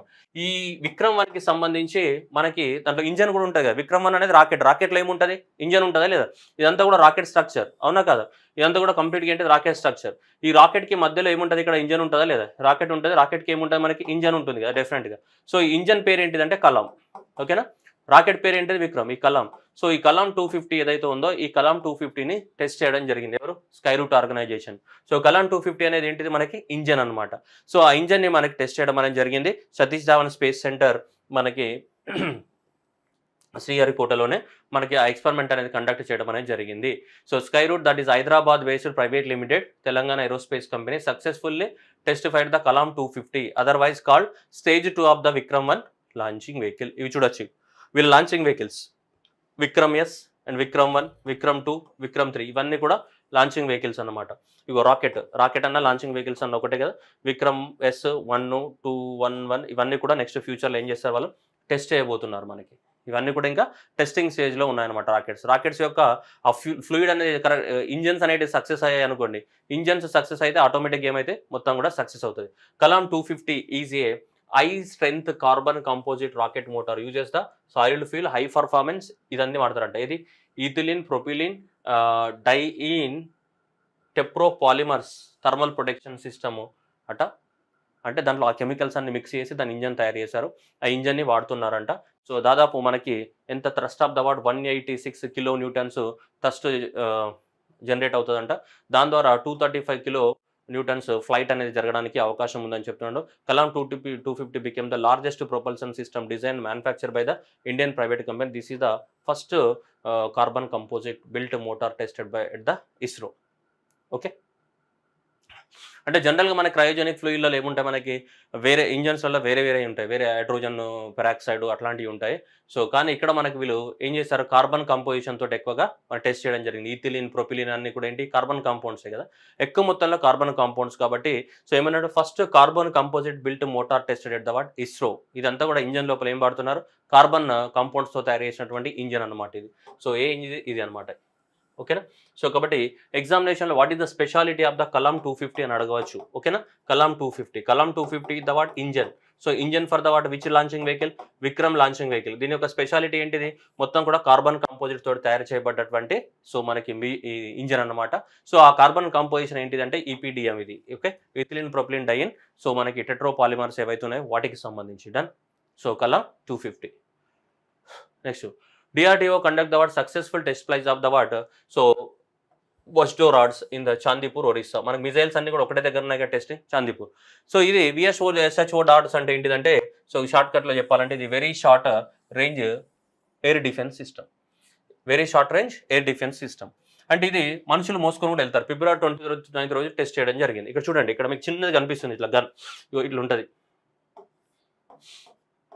ఇట్లా ఉండి ఇట్లా ఒక చిన్న గన్ను ఇట్లా గన్ను ఉంటుంది, గన్ నుంచి పేలుస్తుంటాం. దీన్ని ఏం చేయొచ్చు అంటే ఇట్లా భుజాల మీద పెట్టుకొని పోవచ్చు అనమాట హాయిగా. ఇట్లా భుజాల మీద సో మనకి ఇరువాక సాగారు అని చెప్పేసి ఇట్లా పోవచ్చు అనమాట భుజాల మీద పెట్టుకొని, అర్థమైందా? సో అలా చిన్నగా మనకి షోల్డర్స్ మీద క్యారీ చేసుకోవడానికి కూడా వెళ్ళొచ్చు. మరి షోల్డర్ మీద క్యారీ చేస్తున్నామంటే తల తక్కువ వెయిట్ ఉంటుంది. తక్కువ వెయిట్ ఉందంటే మరి దూరం కూడా తక్కువ దూరం వరకే పనిచేస్తుంది అది, అంతే కదా. చిన్నదన్నప్పుడు షార్ట్ రేంజే కదా, సో అలా అనమాట. సో దీన్ని టెస్ట్ చేయడం అనేది జరిగింది. దీన్ని షార్ట్ రేంజ్ ఎయిర్ డిఫెన్స్ సిస్టమ్ని మనకి టెస్ట్ చేయడం అనేది జరిగింది. సో ఎప్పుడు ఫిబ్రవరి 28, 29 చాందీపూర్ ఒరిస్సాలో టెస్ట్ చేయడం జరిగింది మనకి, ఓకేనా. సో రైట్, చూడండి దీన్ని ఇంకో రకంగా ఏమనొచ్చు, అసలు ఏంటిది ఇది very short range defence system అనేది ఏంటిదంటే చూడండి, ఏ man portable so defence system అని చెప్తున్నారు. మ్యాన్ పోర్టబుల్ అంటే మనిషి ఏం చేయొచ్చు, దాన్ని ఎక్కడికైనా స్టైల్గా భుజం మీద పెట్టుకొని మనకి ఏం చేయొచ్చు, సో క్యారీ చేయడానికి అవకాశం ఉంది, ఓకేనా. పోరా శ్రీమంతుడా అని చెప్పేసి భుజం మీద పెట్టుకొని పోవచ్చు అనమాట దీన్ని, ఓకేనా. అలా మనకి ఇక్కడ కనిపిస్తుంది అనమాట ఎయిర్ డిఫెన్స్ సిస్టమ్. ఆర్మీ వాళ్ళు, నేవీ వాళ్ళు ఎవరైనా వాడుకోవచ్చు మనకి, ఓకే రైట్. ఎవరు తయారు చేశారో దీన్ని అనేది వెరీ ఇంపార్టెంట్. ఎవరు తయారు చేశారు దీన్ని అంటే ఇది హైదరాబాద్ బేస్డ్కి సంబంధించినటువంటి రీసెర్చ్ సెంటర్ హిమారత్ వాళ్ళు తయారు చేయడం జరిగింది in collaboration with our TRDO. So this is very important. Research centre Imarat హైదరాబాద్లో ఉంది కదా, వాళ్ళు తయారు చేయడం అనేది జరిగింది, ఓకేనా. That is very very very important question, ఓకేనా. దీని యొక్క ఫీచర్స్ ఇక్కడ ఉన్నాయి మనకి. సో పెద్ద మీరు చదువుకోవచ్చు, దాంట్లో ఏముండదు. కానీ జనరల్గా మనం గుర్తుపెట్టుకోవాల్సింది ఏంటిదన్నమాట, 3 పాయింట్స్ ఇక్కడ. So very short range defence system, రెండోది మ్యాన్ పోర్టబుల్ డిఫెన్స్ సిస్టమ్, తయారు చేసింది research centre for the Imarat. So ఇవి మనకి చాలా ఇంపార్టెంట్ క్వశ్చన్స్. ఎక్కడ టెస్ట్ చేసాం మనం, సో మనకి ఇక్కడ చాందీపూర్ ఒడిశాలో మనకి టెస్ట్ చేయడం అనేది జరిగింది. Next, ministry of the defence signed the contract of the what 8,000 కోట్లతోటి కాంట్రాక్ట్ చేయడం జరిగిందంట. సో 34 ఏమి advanced light helicopters, so Dhruv helicopters with Mark 3 దాన్ని కొనుక్కోవడానికి ఎవరి కోసం, ఇండియన్ ఆర్మీ కోసం కొనడానికి కోసం మనకి.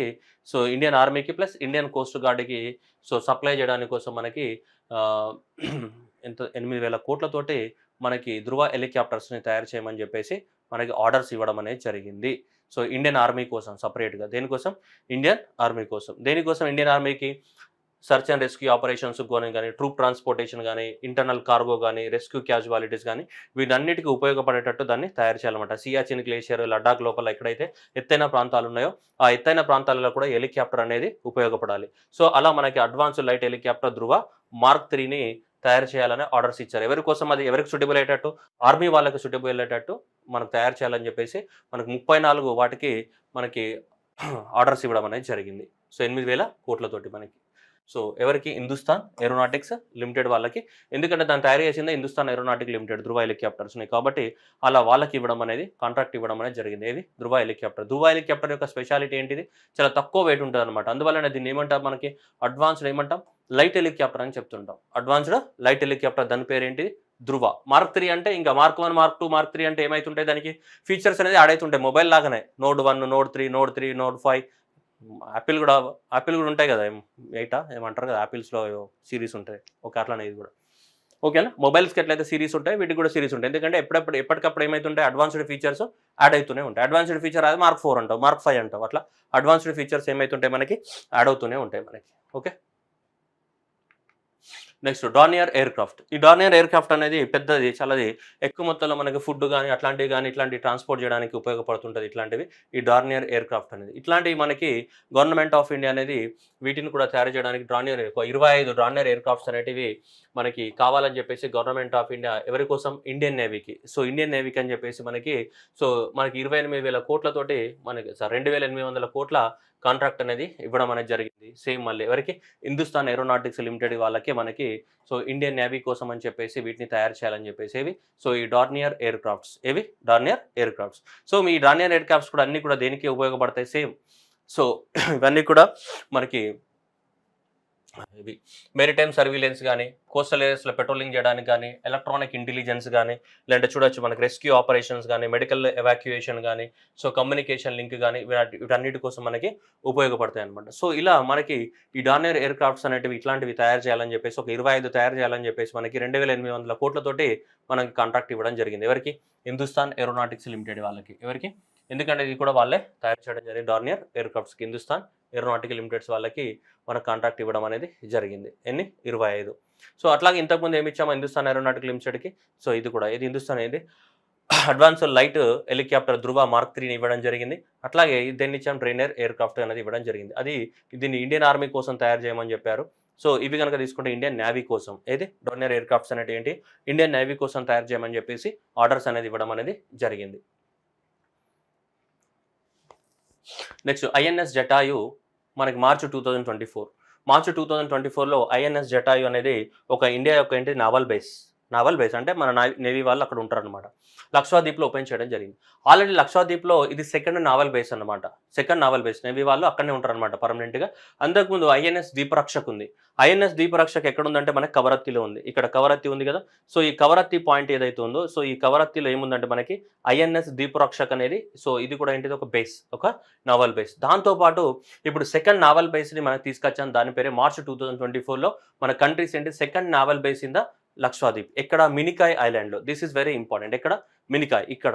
సో ఈ మినికాయ్ ఐలాండ్ ఉంది కదా. సో ఈ మినికాయ్ ఐలాండ్లో ఇది సెకండ్ ఇది జటాయు ఇది ఐఎన్ఎస్ జటాయు. సో మనకి ఇండియన్ నావల్ బేస్ అనేది ఎస్టాబ్లిష్మెంట్ చేయడం జరిగింది. ఓకే ఎగ్జామినేషన్లో ఎయిర్ బేస్ అని ఇస్తాడు. తొందరపడి ఎగ్జామినేషన్లో పోగొట్టుకోవద్దు ఆన్సరు. మనం తొందరపడి చూడము ఎగ్జామినేషన్లో అది నావల్ బేసా ఎయిర్ బేసా గమనించాము. తొందరపడి ఎగిరిపోతుంది మనకి. సో కాబట్టి ఆల్రెడీ ఐఎన్ఎస్ దీపరక్షక్ ఎక్కడ ఉంది కవరత్తిలో ఉంది. ఇప్పుడు సెకండ్ పెట్టింది ఎక్కడ మినికాయ్లో ఉంది. సెకండ్ ఎక్కడ ఉంది మినికాయ్. ఇక్కడ తీసుకో కోచి ఉంది రైట్. ఇక్కడ కోచి ఇవన్నిటి కూడా కోచికి కూడా దగ్గరగా ఉంటుంది మనకి. సో ఇక్కడ చూసుకోవాలి. ఇక్కడ కోచికి కూడా నెక్స్ట్ పాయింట్ ఉంది చెప్దాం కోచికి కూడా. కానీ ఇప్పుడు ఇది మనకి ఐఎన్ఎస్ జటాయు ఏందని అడుగుతాడు. Okay INS Jatayu will be effectively the country second naval base in the Lakshadweep Minicoy island. First ఏంటి 2012లో వచ్చింది ఐఎన్ఎస్ దీపరక్షక్. ఐఎన్ఎస్ దీపరక్షక్ అనేది ఏంటి 2012లో ఎస్టాబ్లిష్మెంట్ చేసినటువంటి నావల్ బేస్. అది కవరత్తిలో ఉంది. ఇప్పుడు వచ్చింది ఎక్కడ ఉంది మినికాయ్లో ఉంది మార్చ్ 2024లో. So that is the new naval base అనేది ఎస్టాబ్లిష్మెంట్ చేయడం అనేది జరిగింది. ఓకేనా right. Next one Indian navy commissions the INS Jatayu at the Minicoy. Okay next one. దాని తర్వాత నెక్స్ట్ ఏమన్నాడు చూడండి. India's first MH-60R Seahawk helicopter squadron in the Kochi అన్నాడు. జనరల్గా ఇది సీహక్ హెలికాప్టర్స్ అనమాట. ఇది different types of the helicopters. Air force వాళ్ళు వాడే హెలికాప్టర్స్లో చాలా అడ్వాన్స్డ్ హెలికాప్టర్స్ అనమాట ఇవి. ఏది MH-60 సీహక్ హెలికాప్టర్స్. సో ఏమన్నాడు కోచి దగ్గర ఏం పెట్టామంటున్నాడు ఇదంతా కూడా. సో చూడండి ఇక్కడ ఇది మనకు కోచి కదా. ఇక్కడ ఏముంది మనకి కోచి. ఈ కోచిలో ఏం పెట్టారంట ఒక స్క్వాడ్రాన్ అని పెట్టారు. ఓకేనా స్క్వాడ్రాన్. సో జనరల్గా స్క్వాడ్రాన్స్ అంటే మనకు తెలియదు క్లారిటీగా. బట్ జనరల్గా ఎవరికైనా తెలిస్తే కామెంట్లో కొట్టండి. బట్ స్క్వాడ్రాన్ అంటే జనరల్గా 8 హెలికాప్టర్స్ ఉంటాయి. జనరల్గా ఒక 8 హెలికాప్టర్స్ ఎప్పుడు ఆ ప్లేస్లో పెట్టి ఉంటాయి అనమాట స్క్వాడ్రాన్లో. ఆ 8 హెలికాప్టర్స్లలో ఏం చేస్తాయంటే వాడుకుంటూ ఉంటాం అనమాట. అలా మనకి ఏంటిదంటే ఇప్పుడు ఈ 8 హెలికాప్టర్స్ ఇక్కడ పెడుతున్నాం అనమాట. 8 హెలికాప్టర్స్. ఏ హెలికాప్టర్స్ ఏవి సీహాక్ ఏవి MH-60. So MH-60 Seahawk helicopters ఉన్నాయా. ఈ MH-60 సీహాక్ హెలికాప్టర్స్కి సంబంధించినటువంటి ఇక్కడ ఒక మనకు స్క్వాడ్రాన్ని తయారు చేయడం జరిగింది ఇక్కడ కోచిలో. సో ఇవి మనం అమెరికా నుంచి కొంటున్నాం. ఇప్పటివరకు రాలేవు, కొన్ని వచ్చినాయి ఇండియాకి. లాస్ట్ ఇయర్ 2 వస్తే ఇప్పుడు కొన్ని వచ్చినాయి. సో కాబట్టి ఈ అమెరికాలో వాడే అడ్వాన్స్డ్ హెలికాప్టర్స్ అనమాట ఇవి. యూఎస్లో లాక్హీడ్ మార్టిన్ కంపెనీ తయారు చేసింది అనమాట వీటిని. ఇవి లాక్హీడ్ మార్టిన్ అమెరికాలో కూడా వాడేటి ఇవే మేజర్గా. సో ఈ లాక్హీడ్ మార్టిన్ అమెరికాకు చెందినటువంటి లాక్హీడ్ మార్టిన్ కంపెనీ తయారు చేస్తుంది వీటిని. ఇది లాక్హీడ్ మార్టిన్. సో ఈ లాక్హీడ్ మార్టిన్ కంపెనీ తయారు చేసింది సీహాక్ అనేది. సో ఇది అడ్వాన్స్డ్ హెలికాప్టర్. సో వీటికి సంబంధించి మనం కొనుక్కున్నాము. వాటికి సంబంధించి ఒక స్క్వాడ్రాన్ని కూడా పెట్టడం జరిగింది. స్క్వాడ్రాన్ అంటే 8 ఉంటాయి మినిమం. సో అలా మనకు స్క్వాడ్రాన్ ఎక్కడ పెట్టాం కోచిలో పెట్టడం అనేది జరిగింది. ఓకేనా చూడండి ఏమన్నాడు Indian navy commissions India's first MH-60 Seahawk squadron helicopters at INS Garuda in the Kochi. INS Garuda. So that is the Harish Kumar novel. So Air Squadron Seahawks in India is the first MH-60 multi-role squadron. అర్థమవుతుందా. So కాబట్టి navy వాళ్ళు వాడుకునే ఇది vehicles అన్నమాట. ఇవి navy వాళ్ళు వాడుకునే ఏంటి ఎయిర్ ఫోర్స్ వెహికల్స్. ఓకేనా. సో ఇది INS గరుడ. సో ఇక్కడ ఉన్నటువంటి ఎయిర్ బేస్ పేరు అది ఎయిర్ బేస్ అని ఊకి హెలికాప్టర్ యూస్ చేయాలంటారు నేవీ. సో నేవీ బేస్ ఏదైతే ఉందో ఆ నేవీ బేస్ పేరు ఏంటి INS గరుడ. సో INS గరుడలో ఇవన్నీ కూడా ల్యాండ్ అయి ఉంటాయి అనమాట. ఇది ల్యాండింగ్ స్పాట్. ఇది INS గరుడ అక్కడ ల్యాండ్ అయి ఉంటాయి. ఆ ల్యాండింగ్ స్పాట్ నుంచి ఎప్పుడైనా వాటిని వాడుకోవచ్చు అనమాట. మనకు యుద్ధం అనేది అక్కడ ల్యాండింగ్ స్పాట్. మన భాషలో చెప్పాలంటే బస్ స్టాండ్. ఓకే అట్లా. సో చూడండి the first Seahawk squadron of the 48 officers and 170 men are commanded by the Captain M. Abhishek Ram. The squadron is raised with the 6 helicopters general. Okay na 6 to 8 helicopters ఉంటాయి minimum. So first అయితే ఇప్పుడు 6 పెట్టారు మన వాళ్ళు. ఓకేనా అది నాకు clarity లేదు స్క్వాడ్రాన్ అంటే ఏమంటారు అనేది. ఓకే అది ఆర్మీ టెర్మినాలజీ వాళ్ళకి చాలా క్లియర్గా తెలుస్తుంది. Okay okay. Next one, the helicopter will be enhance award maritime capabilities కానీ, సియాకి ఈజ్ అవార్డ్ మెరిటైమ్లో ఎక్కువ మొత్తంలో మనకి ఇది అమెరికాకి సంబంధించినట్టు లాకీడ్ మార్టిన్ వాళ్ళు తయారు చేసిందే, దాన్ని మనం తీసుకురావడం జరిగింది. సో ద ఫస్ట్ 2 MS-60 అనేది 2022లో రావడం జరిగింది. ఇప్పుడు ఇంకా కొన్ని రావడం జరిగింది. సో అలా మొత్తం ఫస్ట్ అయితే ఇప్పుడు 6 ఇక్కడ పెద్దది లాంచ్ చేసాం మనం. ఓకేనా. Next one ADITI. సో అదితికి తెలుసుకోవాలంటే అదితి కన్నా ముందు ఐడిఎక్స్ గురించి తెలుసుకోవాలి. ADITI falls under the iDEX అని చెప్తున్నాం. What is mean by iDEX? IDEX అంటే ఇక్కడ క్లియర్గా ఉంది చూడండి, innovations for the defence excellence. అంటే డిఫెన్స్ ఎక్సలెన్స్లో డిఫెన్స్ ఫీల్డ్ లోపల వేటిని ప్రమోట్ చేయాలా? ఇన్నోవేషన్స్ని ప్రమోట్ చేయాలి, కొత్త కొత్త ఇన్నోవేషన్స్ని ప్రమోట్ చేయాలి. అంటే భారతదేశంలో ఉన్నటువంటి చిన్న చిన్న స్టార్టప్ కంపెనీస్ కానీ, ఓకే, చిన్న చిన్న స్టార్టప్ కంపెనీస్ కానీ, లేదంటే చిన్న చిన్న ప్రైవేట్ కంపెనీస్ కానీ ఏవైతే ఉంటే వాళ్ళ దగ్గర వాళ్ళందరినీ కూడా ఏం చేయాలి? మనం ఎంకరేజ్ చేయాలి. వాళ్ళందరినీ ఎంకరేజ్ చేస్తేనే మనకి ఏమైతే కొత్త కొత్త ఇన్నోవేషన్స్ రావడం జరుగుతుంది. దాంట్లో భాగంగానే దీన్ని లాంచ్ చేయడం జరిగింది. ఇది ఐడెక్స్ అనేది. So that is the innovations for the defence excellence by the ministry of the defence production వాళ్ళు లాంచ్ చేశారు. దాంట్లో భాగంగానే ఈ ఐడిఎక్స్లో భాగంగానే ఈ ఐడిఎక్స్లో భాగంగానే మనకి ఏం తీసుకొచ్చాం? ఈ అదితి అనే ప్రోగ్రామ్ తీసుకురావడం జరిగింది. దీన్ని అదితి. సో ఈ ఐడిఎక్స్లో భాగంగానే అదితి అని తీసుకొచ్చాం.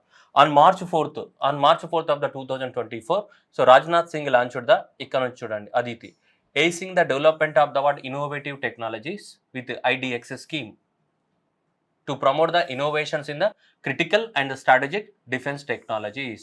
So this scheme was launched during the Defense Connect 2024. So held in the New Delhi. ఏది ఈ స్కీమ్ మనకి అయితే ఐడిఎక్స్ లాంచ్ చేసాం. సో ఐడిఎక్స్లో భాగంగానే ఇప్పుడు కొత్తది మార్చ్ 4th రోజు ఏం తీసుకొచ్చాం? అదితి అనే స్కీమ్ తీసుకొచ్చాం. ఏంటిది? Acing the development of innovative technologies. Innovative టెక్నాలజీని ప్రమోట్ చేయాలి. దేంట్లో? డిఫెన్స్ ఎక్సలెన్స్లో. దేంట్లో?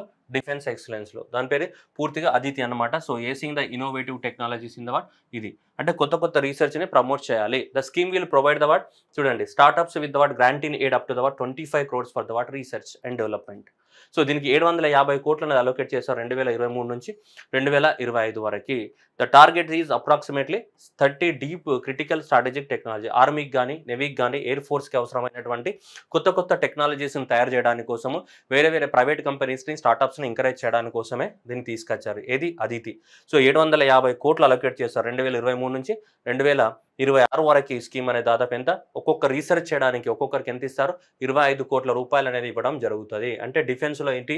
కొత్త కొత్త ఏం తీసుకురావాలి? డిఫెన్స్ ఫీల్డ్లో కొత్త కొత్త టెక్నాలజీస్ తీసుకురావాలి. దీనిలో డిఫెన్స్ ఫీల్డ్లో మరి ఎంత అంటే చూడండి, the first edition of the Aditi has been launched 17 challenges.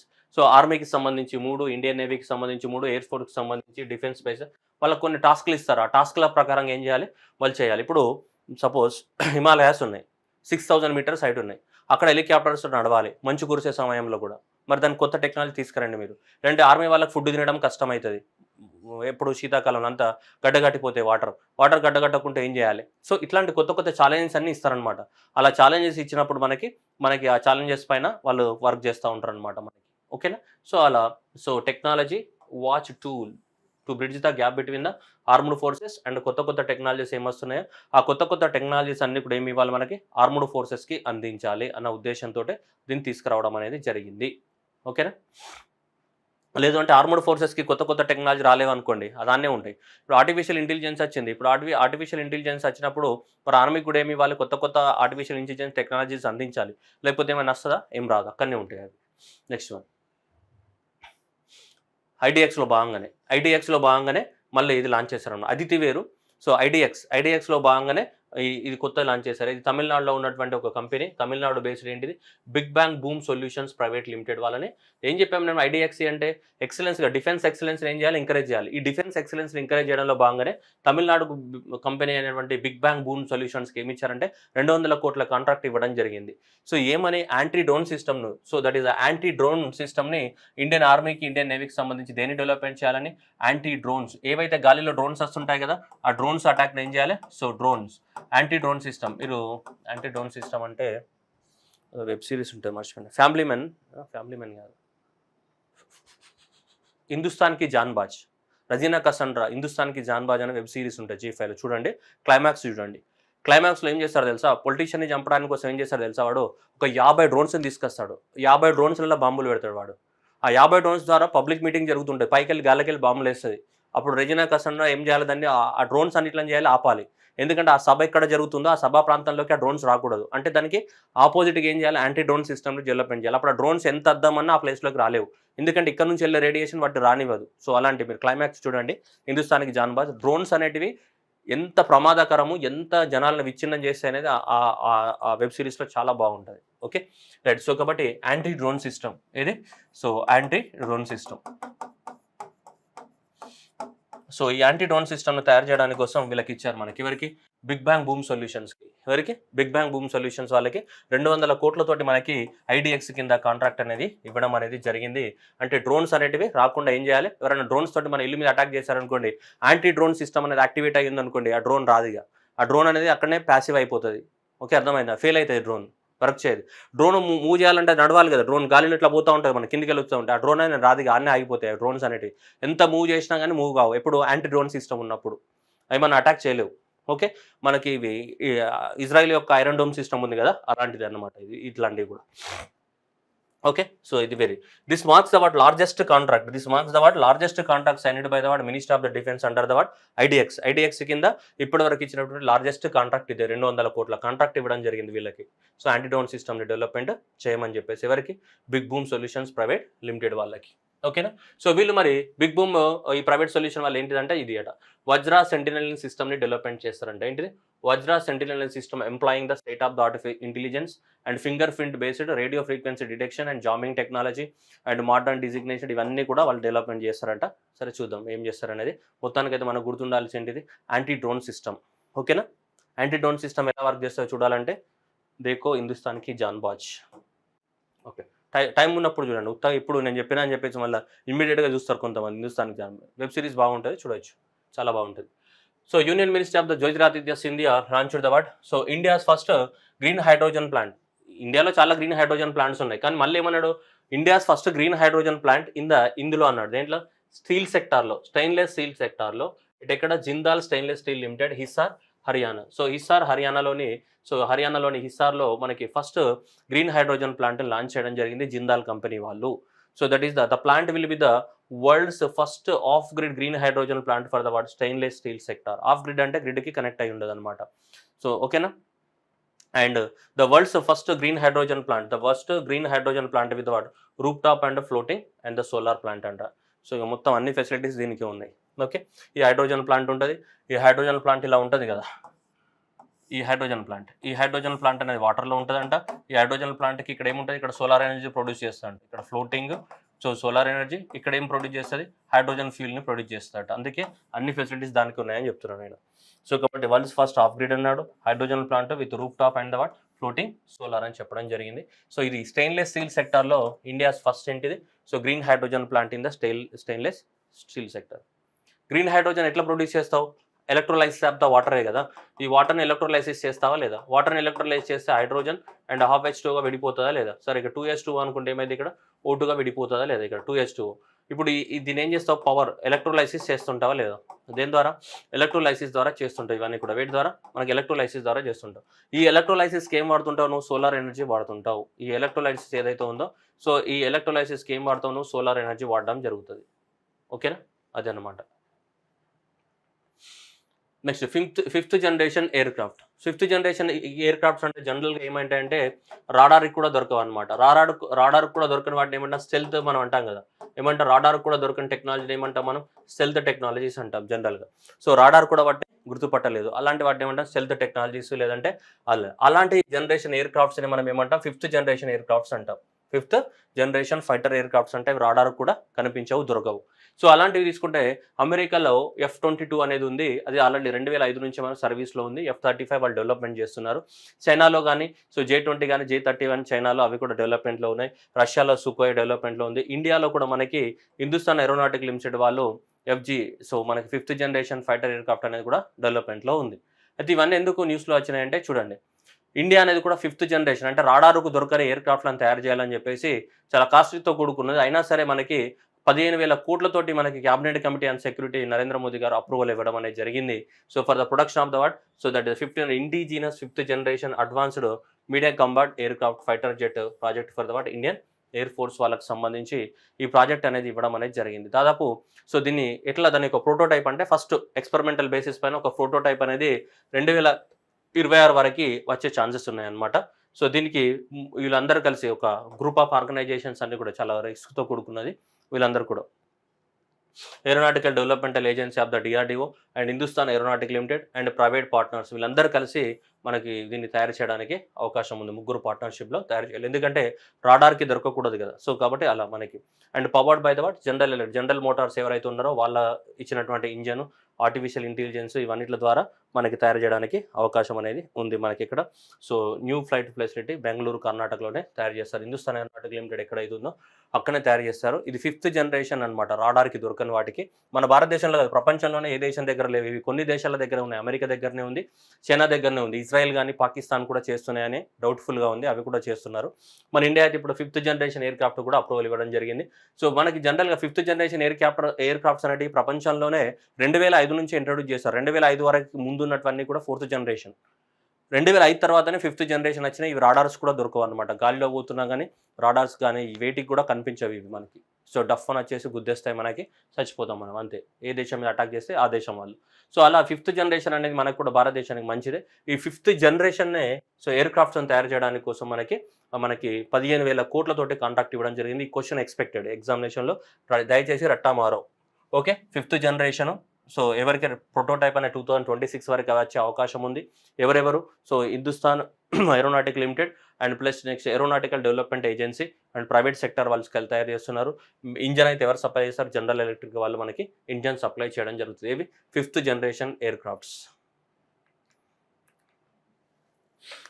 Ministry of the defence అయిన తర్వాత 5 major capital acquisition contract with award 39,000 crores తోటి చిన్న ప్రాజెక్టులకి మనకి అప్రూవల్ తెలపడం జరిగింది. ఇది ఎగ్జామ్లో పెద్ద యూజ్ ఏం లేదు, కానీ బట్ చిన్నవి ఏవైతే ఆర్మీకి కానీ నేవీకి కానీ అవసరమైనటువంటి మిజైల్స్ కానీ చిన్నవి ఉంటాయి కదా, వాటి మెయింటెనెన్స్ కోసం 39,000 కోట్ల కోసం మనకి అప్రూవల్ అనేది తెలపడం జరిగింది. చాలా కంపెనీస్, హిందుస్థాన్ ఏరోనాటిక్ లిమిటెడ్ తోటి, లార్సన్ అండ్ టర్బో కంపెనీ తోటి and BrahMos space company limited తోటి వాళ్ళతోటి చిన్న ఎక్విప్మెంట్స్ ఏవైతే ఉంటాయో వాటన్నిటిని తయారు చేసుకోవడానికి కోసం 39,000 కోట్లతోటి మనకేంటి అప్రూవల్ అని తెలిపింది. ఎందుకంటే ఎవ్రీ ఇయర్ మనకు మెయింటెనెన్స్ అవసరం కదా, ఆర్మీకి, నేవీకి, ఎయిర్ ఫోర్స్కి అట్లా. Next ministry of the defence contract with the 83,000 crores to acquire the 34, ఇది ఆల్రెడీ చెప్పేసినట్టున్నాం మనం. ఓకే, హిందుస్థాన్ మనకి ధృవ హెలికాప్టర్స్ Mark 3. ఓకే, ఇది చెప్పేసాం, ఇది కూడా చెప్పేసినట్టున్నాం. నెక్స్ట్ ఇండియన్ ఆర్మీ ఇంట్రొడ్యూసెస్ ఆ న్యూ టెక్నాలజీ స్టియాగ్. ఇది కూడా ఎగ్జామినేషన్ రావడానికి చాలా ఎక్కువ మొత్తంలో ఛాన్సెస్ ఉన్నాయి. స్టియాగ్ ఎవరు ఇంట్రొడ్యూస్ చేశారు? ఇండియన్ నేవీ కాదు, ఇండియన్ ఆర్మీ వాళ్ళు. ఎప్పుడు March 18th రోజు. వాట్ ఈస్ స్టియాగ్ అంటే కొత్త టెక్నాలజీ ఏవైతే వస్తున్నాయో ఆ కొత్త టెక్నాలజీని కూడా ఈ ఆర్మీ వాళ్ళు ఏం చేయాలి, వాటిని వాడుకోవాలి. సపోజ్ ఆర్టిఫిషియల్ ఇంటెలిజెన్స్ కానీ అంటే డీప్ ఫేక్ టెక్నాలజీస్ కానీ ఇట్లాంటివి చాలా వరకు వస్తున్నాయి. వాటి వల్ల నష్టం జరగచ్చు, లాభం జరగవచ్చు. కాబట్టి అందువల్ల సో ఏవైతే కొత్త టెక్నాలజీస్ వస్తున్నాయో ఆ కొత్త టెక్నాలజీస్ అన్నిటి కూడా ఆర్మీలో కూడా ఏం చేయాలి, మనం ఇంట్రొడ్యూస్ చేయాలి. ఇంట్రొడ్యూస్ చేసి దానికోసం వారికి సిద్ధంగా ఉండాలి. సో అలాంటి దాన్ని మనం స్టియాగ్ అని పేరు పెట్టాము. చూడండి, signals technology evaluation and the adoption group. ఇది సపరేట్ ఒక గ్రూప్ అన్నమాట. కొంతమంది ఆఫీసర్లు, ఒక ఆఫీసర్ ఉంటాడు, ఆఫీసర్ కింద మనకి ఇంకా వేరే సోల్జర్స్ కూడా ఉంటారు. వీళ్ళందరూ ఏం చేస్తారంటే ఇప్పుడు కొత్త టెక్నాలజీ ఏది వస్తున్నాయో ఆ కొత్త టెక్నాలజీ ద్వారా యుద్ధం చేయడానికి సిద్ధంగా ఉండాలన్నమాట. First of its specialised technology unit. చూడండి, ఏంటిది? Specialised technology unit. ఇది యూనిట్ అనమాట, ఒక group of the people to enhance the what communication infrastructure in the Delhi. So this is the Indian army వాళ్ళు మనకి సో దీన్ని స్టార్ట్ చేయడం అనేది జరిగింది. సో దీనికి కల్నల్ ర్యాంక్ ఉన్నటువంటి ఒక ఆఫీసర్ ఉంటాడు.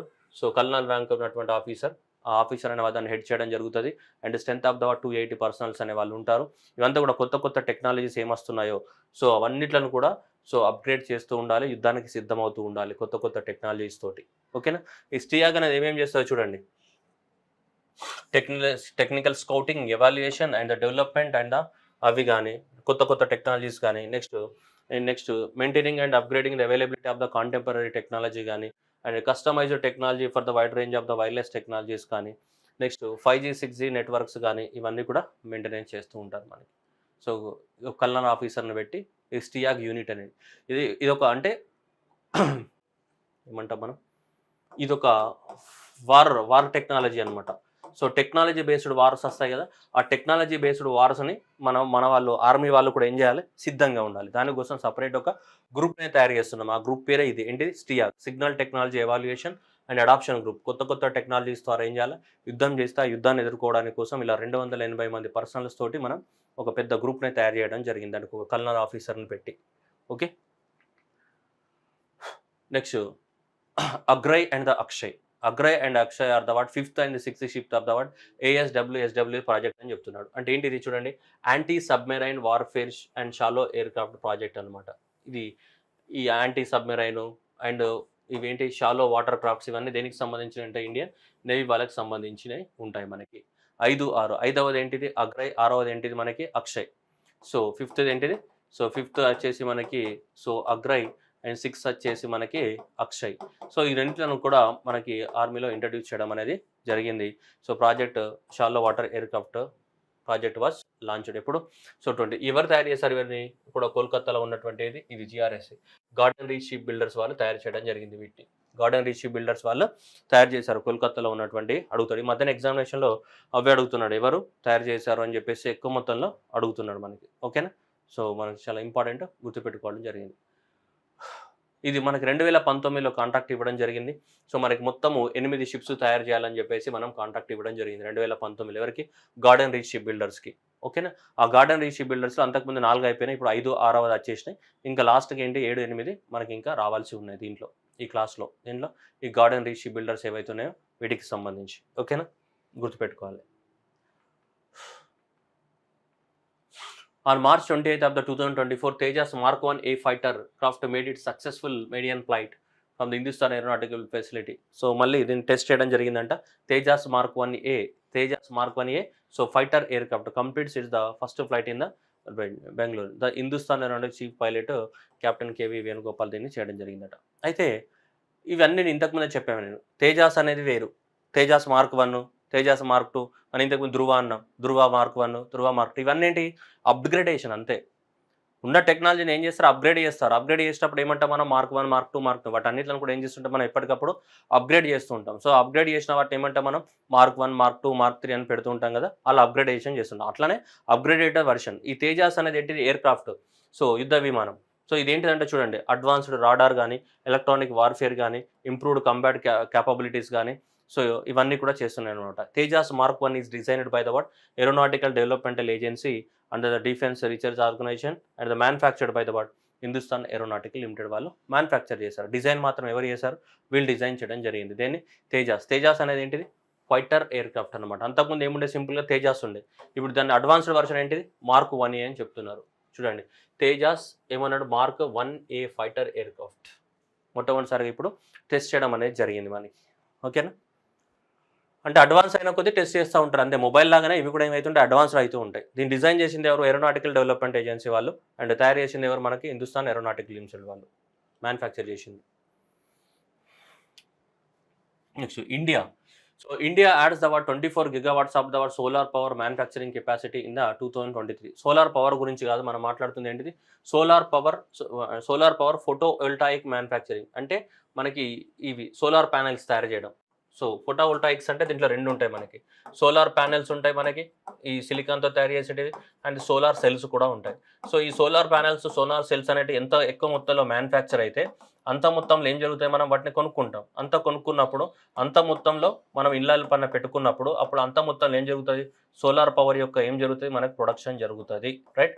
సో సోలార్ పవర్ యొక్క ప్రొడక్షన్ జరగాలి అంటే మనకి సోలార్ ప్యానెల్ కానీ, సోలార్ సెల్ కానీ, సోలార్ పవర్ యొక్క ప్రొడక్షన్ జరగాలి అంటే మనకి ఏం జరగాలి, ఫస్ట్ అవి కొనుక్కోవడానికి ఉండాలి కదా మార్కెట్లో. సో అలా అన్నమాట. మన భారతదేశంలో తీసుకుంటే మనకి 24 gigawatts యాడ్ అని చెప్పినట్టు మనకి ఈ రిపోర్ట్ చెప్తుంది. ఇది Mercom India limited, that is the state of the solar photovoltaic manufacturing in India 2024 కనుక తీసుకుంటే మనకి ఓవరాల్గా ఈ సంవత్సరం మనకి 24 gigawatts యాడ్ అయింది. మనకి టోటల్గా 65 gigawatts of the photo voltaic cells produce అయినాయి ఇండియాలో. అట్లాగే 3.2 gigawatts ఆఫ్ ద మనకి సోలార్ సెల్స్ అనేవి ప్రొడ్యూస్ అయినాయి భారతదేశంలో ఇప్పటివరకు. అవి అమ్ముడు పోలేదు, ప్రొడక్షన్ గురించి మాట్లాడుతున్నాం మనం. ఓకేనా, అమ్ముడు పోవడం కాదు, ఇప్పటివరకు జరిగినటువంటి అవి అన్నమాట మనకి. ఓకేనా, చూడండి, as on December 2023 the India's total solar module capacity reached the 65.5 gigawatts. దీంట్లో మన 24 gigawatts అనేది ఈ ఒక్క ఇయర్లోనే వచ్చింది. 24 gigawatts అనేది ఈ సింగిల్ ఇయర్లోనే రావడం అనేది జరిగింది. అండ్ సోలార్ సెల్ కెపాసిటీ అనేది 5.8 gigawatts ఉంటే సో మనకి 3.2 గిగావాట్స్ అనేది ఈ ఒక్క ఇయర్లోనే రావడం జరిగింది. 5.8 గిగావాట్లో 3.2 గిగావాట్స్ అనేది ఒక ఇయర్లోనే రావడం అనేది జరిగింది. సో ఇది ఇలా ఉంది మనకి ఇప్పుడు 2024 నాటికి ఇలా ఉంది. ఓకేనా.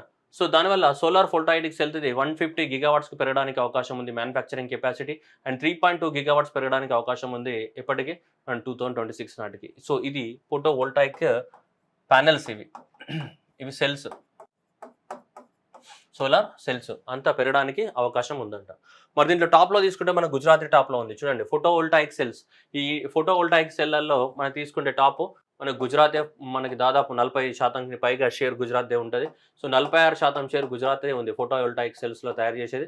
Then followed by the Rajasthan, so 9%. So Rajasthan అనేది ఒక 9% తోటి సెకండ్ ప్లేస్లో ఉంది. అండ్ థర్డ్ ప్లేస్లో మనకి తమిళనాడు ఉంది, దాదాపు ఎంత 7.6% తోటి తమిళనాడు ఉంది. దేంట్లో ఫోటో వోల్టాయిక్ సెల్స్ లోపల తీసుకుంటే, దేంట్లో photovoltaics. Next solar cells తీసుకుంటే తెలంగాణ ఫస్ట్ ప్లేస్లో ఉంది సోలార్ సెల్స్. సో ఈ సోలార్ సెల్స్ కనుక తీసుకుంటే మనకి టాప్ ప్లేస్లో Telangana, and followed by the Gujarat, and then followed by the what Himachal Pradesh అనేటివి. సో ఈ షేర్లో ఉన్నాయి వీటికి సంబంధించి, సోలార్ సెల్స్కి సంబంధించి. ఓకేనా. సో రెండు కూడా గుజరాత్ అండ్ ఫోటో వోల్టాయిక్ సెల్స్లో వీళ్ళు టాప్లో ఉన్నారు, అండ్ ఇవి సోలార్ సెల్స్లో వీళ్ళు టాప్లో ఉండడం జరిగింది. సో కాబట్టి ఎగ్జామినేషన్లో క్వశ్చన్ రావడానికి ఛాన్స్ ఉన్నాయి మనకి. టోటల్గా ఇది సోలార్ ఎనర్జీ ప్రొడక్షన్ కాదు, సోలార్ ఎనర్జీ ప్రొడక్షన్కి కావాల్సిన equipments, solar photovoltaic cells, solar cells గురించి మాట్లాడుతున్నాం మనం. Got it. అది next, union minister Hardeep Singh Puri launched the what ethanol 100 automotive fuel. Ethanol 100 అంటే ఏంటిది, ఇంకా ఎక్కువ మొత్తంలో ప్యూరిఫైడ్ అండ్ హై ఎఫిషియన్సీ ఉన్న ఈథనాల్ అనమాట ఈథనాల్ 100 అంటే. ఓకేనా. So that is a high octane rating, that is a 100 to 15 of the what ethanol. 100 makes the what ideal fuel for the what high performance. దాదాపు భారతదేశంలో 183 retail అవుట్లెట్లో Maharashtra, Karnataka, Uttar Pradesh ఈ అవుట్లెట్స్లలో మనకు దొరుకుతూ ఉంటుంది. సో ఈథనాల్ 100 అంటే సో ఇండియన్ ఆయిల్ కార్పొరేషన్ వాళ్ళు తయారు చేశారు. అంటే మంచి హై ఎఫిషియన్సీ ఉన్నటువంటి ఈథనాల్ అనమాట. దాన్ని హైయెస్ట్ రేటింగ్ ఉన్న ఈథనాల్నే మనం ఏమంటాం జనరల్గా ఈథనాల్ 100 అని చెప్తుంటాం. అలాంటిది మనకి లాంచ్ చేయడం అనేది జరిగింది. ఇంకా క్లీనర్ ఫ్యూల్ ఎవరు లాంచ్ చేశారు ఇది ఈథనాల్ 100? సో మనకి ఇండియన్ ఆయిల్ కార్పొరేషన్ వాళ్ళు 5 స్టేట్స్లో లాంచ్ చేయడం అనేది జరిగింది. మరి గవర్నమెంట్ ఆఫ్ ఇండియా టార్గెట్ ఏంటి మనం చదువుకున్నాం చాలాసార్లు. So government of India 20% ఈథనాల్ని కలపాలనుకుంటుంది. ఓకేనా. 20% ఆఫ్ ద ఈథనాల్ని మనకి పెట్రోల్లో యాడ్ చేయాలనుకుంటుంది. ఏ నాటికి, బై ద 2025 నాటికి. ఓకే. అట్లాగే 30% అనేది కలపాలి అనుకుంటుంది బై విచ్ ఇయర్, 2030 నాటికి. 2030 నాటికి 30% కలపాలి. ఆల్రెడీ ఇప్పుడు మనం 10% కలిపాం. 10% ఆల్రెడీ ఇండియాలో యాడ్ చేస్తున్నాం మనం. ఇప్పుడు 20% అంతటా భారతదేశం మొత్తం 20% యాడ్ చేయాలి. ఇయర్ నాటికి 2025 నాటికి 30%. ఏం యాడ్ చేయాలా, పెట్రోల్కి ఏం యాడ్ చేయాలా, ఈథనాల్ యాడ్ చేయాలా. ఎందుకు యాడ్ చేయాలా, తగ్గించడానికి కోసం. ఓకేనా. ఇది మన ప్రాసెస్. మరి ఇప్పుడు మాట్లాడుతున్న ఈ 100 అనేది ఈథనాల్ ఏంటిది, ప్యూరిఫైడ్ ఈథనాల్ అనమాట. సో ఈ 100 అనేది ఏంటిది, ఇంకా ఎక్కువగా ప్యూరిఫైడ్ ఈథనాల్ అనమాట, మనకి ఇంకా మంచి ఈథనాల్ అనమాట అది. ఓకేనా. సో దాని గురించే మంచి ఈథనాల్ ఇది. ఓకే. ఎవరు తయారు చేశారు దాన్ని, ఇండియన్ ఆయిల్ కార్పొరేషన్ వాళ్ళు తయారు చేయడం అనేది జరిగింది.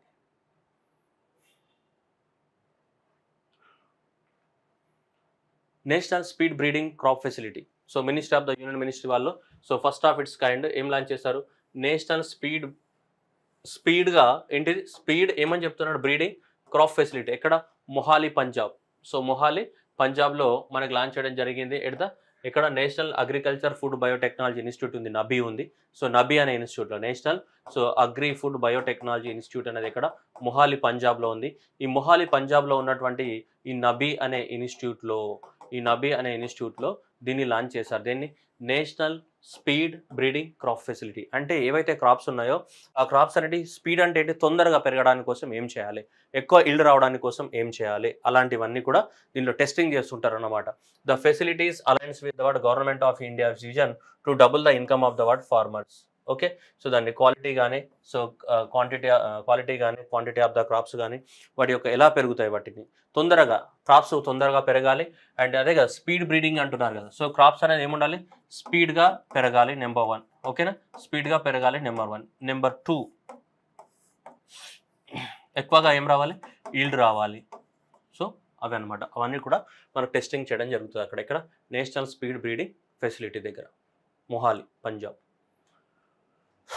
Next one, PM Modi launches the India's first indigenous green hydrogen fuel inland waterway vessel. Already ఇది మనకు వచ్చింది గ్రూప్ 1 ఫిలిమ్స్లో. రైట్. సో చాలా అప్పుడు మనకి మార్చి 5th, 6th కూడా ఇవ్వడం జరిగింది. సో అప్పటిది రావడం జరిగింది. ఎక్కడ? సో ఇక్కడ మనకి తమిళనాడులోని తూటుక్కుడిలో లాంచ్ చేయడం జరిగింది. తమిళనాడులోనే తూతుక్కుడిలో మనం లాంచ్ చేసాం. మోదీ లాంచ్ చేసి ఇండియాస్ ఫస్ట్ ఏమన్నాడు? Indigenous green hydrogen fuel cell inland waterway vessel. అంటే సో మనకి పడవ ఏదైతే ఈ షిప్ ఏదైతే ఉందో, ఈ పడవ ఉంటాయి కదా! సముద్రంలో వెళ్ళే పడవలు ఉంటాయి కదా! ఈ పడవలనేటివి దేనిపైన నడుస్తాయంట? ఈ హైడ్రోజన్ ఫ్యూయల్ పైన నడుస్తాయని చెప్తున్నాడు. దేనిపైన? Hydrogen fuel. So hydrogen fuel సెల్స్‌ని ఉపయోగించి నడవడం జరుగుతది. ఈ హైడ్రోజన్ ఫ్యూయల్ సెల్స్ ద్వారా నడిచేటువంటి ఏంటిది? షిప్ వెసెల్ అనమాట. వెసెల్ అంటే షిప్. ఓకే. మామూలుగా దేని ద్వారా నడుస్తాయి? డీజిల్ ద్వారా నడుస్తూ ఉంటాయి. అంటే సోలార్ పవర్ ద్వారా నడుస్తూ ఉంటాయి. అవునా? సోలార్ పవర్ ద్వారా, డీజిల్ ద్వారా నడుస్తుంటాయి. దానికి ఆదిత్య అనేది కూడా ఉంది. కానీ ఇక్కడ నడుస్తుంది దేనిపైన? దానిపైన కాదు. దేనిపైన? So green hydrogen fuel cell పైన. గ్రీన్ హైడ్రోజన్ ఫ్యూయల్ సెల్స్ పైన నడుస్తూ ఉందన్నమాట. అలాంటిది ఇండియాలో ఫస్ట్ ఇది ఎక్కడ మనకి తూత్తుక్కుడి తమిళనాడులో మనకి ఇనాగ్రేట్ చేయడం జరిగింది. ఎవరు? నరేంద్ర మోదీ గారు ఇనాగ్రేట్ చేయడం అనేది జరిగింది. సో ఇండియాస్ ఫస్ట్ ఎప్పుడు ఫిబ్రవరి 28 రోజు that is the India's first indigenous green hydrogen fuel. So as a part of the what హరిత నౌక ఇనిషియేటివ్. హరిత నౌక ఇనిషియేటివ్ అంటే ఏంటిది? గ్రీన్ నౌక అంటే మనకి ఈ షిప్స్ ద్వారా అయ్యే పొల్యూషన్ కూడా ఏం చేయాలి? తగ్గించాలి. గ్రీన్ హౌస్ గ్యాసెస్ కూడా హరిత అంటే గ్రీనే కదా! సో కాబట్టి అలా తూటుక్కుడి ఎక్కడ? సో తమిళనాడులో మనకి ఉన్నాయి. So that is the it is was build by the what Cochin ship yard వాళ్ళు తయారు చేయడం జరిగింది. దీన్ని ఈ హరిత నౌకని ఎవరు తయారు చేశారు? కొచ్చిన్ షిప్ యార్డ్ వాళ్ళు తయారు చేయడం అనేది జరిగింది. ఇది ఎగ్జామ్‌లో క్వశ్చన్ కూడా అడిగి ఉన్నాడు మనకి. ఓకే. హరిత నౌక ఇనిషియేటివ్ అంటే ఏంటిది? హరిత నౌక ఇనిషియేటివ్ అనేది వీళ్ళు గవర్నమెంట్ ఆఫ్ ఇండియాని లాంచ్ చేయడం జరిగింది. ఈ గ్రీన్ ట్రాన్సిషన్ గైడ్ లైన్స్ అనమాట. మినిస్ట్రీ ఆఫ్ ద షిప్పింగ్ వాళ్ళు. సో జనవరి 8 రోజు మనకి కొత్తగా ఈ ministry of the ports and shipping వాళ్ళు కొత్త గైడ్ లైన్స్ ఇచ్చారు. దీని ప్రకారం ఏంటిదంటే సో మనకి ఈ సముద్రంలో ఈ షిప్ల ద్వారా ఎమిట్ అయ్యే గ్రీన్ హౌస్ గ్యాసెస్ గానీ, పొల్యూషన్ లెవెల్స్‌ని ఏం చేయాలి? తగ్గించాలి. ఆ తగ్గించడానికి కోసమే మనకు దీన్ని ఇవ్వడం జరిగింది. ఏది? హరిత నౌక అంటే the decreasing of the what pollution లెవెల్స్‌ని తగ్గించాలి మనకి. ఓకేనా? సో కాబట్టి అది మనకి వెరీ వెరీ ఇంపార్టెంట్. ఈ హరిత నౌక ఇనిషియేటివ్ ఏంటిది?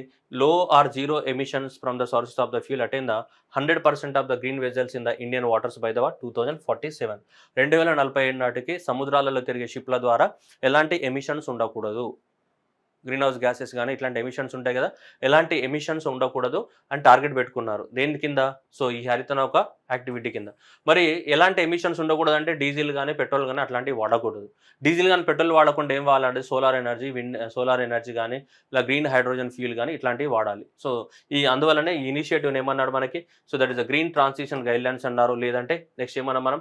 హరిత నౌక ఇనిషియేటివ్ అన్నాం. లేదంటే ఏమన్నాం మనం? హరిత నౌక ఇనిషియేటివ్ అని చెప్పడం జరిగింది. ఓకేనా? నెక్స్ట్ లార్సన్ అండ్ టర్బో. లార్సన్ అండ్ టర్బో commissions that is India's first indigenously manufactured indigenous hydrogen electrolyser అని చెప్తున్నాడు. ఇండియన్ టెక్నాలజీ ద్వారా ఇండియాలో తయారు చేసినటువంటి ఇండియాలో తయారు చేసినటువంటి మొట్టమొదటిది మొత్తం ఇండియన్ టెక్నాలజీ తయారు చేసినటువంటిది హైడ్రోజన్ ఎలక్ట్రోలైజర్ ప్లాంట్ అని చెప్తున్నాడు. ఏంటిది? Hydrogen electrolyser plant. Hydrogen electrolyser అంటే దేని ద్వారా? వాటర్ని ఎలక్ట్రోలైజ్ చేస్తేనే హైడ్రోజన్ వస్తుంది కదా! సో అలా లార్సన్ అండ్ టర్బో వాళ్ళు మన పూర్తిగా హైడ్రోజన్ ఎలక్ట్రోలైజర్ ప్లాంట్ని మనకి లాంచ్ చేయడం అనేది జరిగింది. లార్సన్ అండ్ టర్బో లాంచ్ చేసిన ఇండియాస్ ఫస్ట్ ఇండిజినస్ అంటే మన టెక్నాలజీ ద్వారా మన దేశంలో లాంచ్ చేసినటువంటి ఏంటిది? First hydrogen electrolyser plant. ఎవరు? లార్సన్ అండ్ టర్బో. So that is Larsen and టర్బో హెడ్ క్వార్టర్ ఎక్కడ ఉంటుంది? ముంబైలో ఉంటుంది. మనకి ఇది ఎక్కడ లాంచ్ చేశారు? At green energy plant in the Hazira గుజరాత్లో లాంచ్ చేయడం జరిగింది. ఈ ప్లాంట్ ఎక్కడ లాంచ్ చేశారు మనకి? Hazira. So that is the 1 megawatt capacity తోటి ఉంది. ఇది 2 మెగావాట్స్ కెపాసిటీ తోటి నెక్స్ట్ ఎక్స్పాండ్ అవ్వడం అనేది జరుగుతుంది. So electrolyse manufacture by Larsen and టర్బో లిమిటెడ్ వాళ్ళు మ్యానుఫ్యాక్చర్ చేయడం జరుగుతుంది. So okay. సో ఇది ఇండియాస్ ఫస్ట్ ఏంటిది? So Larsen and commission India's first indigenously manufactured hydrogen electrolyser. Indigenously manufactured hydrogen electrolyser. Okay. ఇది ఎక్కడ? దహేజ్ గుజరాత్లో. ఓకే. మనకి ఇంపార్టెంట్ ఇక్కడ దహేజ్. సో దహేజ్ గుజరాత్.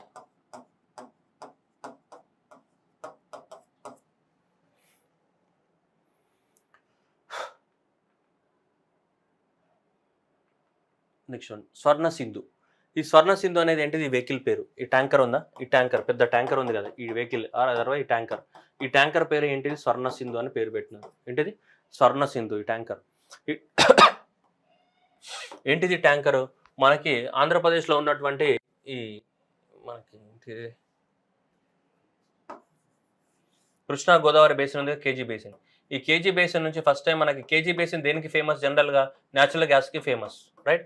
కానీ న్యాచురల్ గ్యాస్ కాదు ఇక్కడ తీసింది, క్రూడ్ ఆయిల్. సో అర్థమవుతుందా? మనం గుర్తుపెట్టుకోవాలి. జనరల్గా కేజీ బేసిన్ అనేది దేనికి ఫేమస్? Natural గ్యాస్కి famous. ఎప్పటి నుంచో న్యాచురల్ గ్యాస్ ప్రొడ్యూస్ చేస్తున్నాం కేజీ బేసిన్లో మనకి. కానీ ఇక్కడ సో ఈ స్వర్ణ సింధు అనేది first container of the ONGC దేన్ని క్యారీ చేస్తుంది మనకి? క్రూడ్ ఆయిల్ని క్యారీ చేస్తుంది. That is the Swarna Sindhu. Swarna Sindhu is the India's first tanker carrying of the what. చూడండి ఏమన్నాడు, ఫస్ట్ షిప్మెంట్ ఆఫ్ ఏమంటున్నాడు? క్రూడ్ ఆయిల్, న్యాచురల్ గ్యాస్ కాదు. Produced in the what? ONGC, Krishna Godavari deep water black.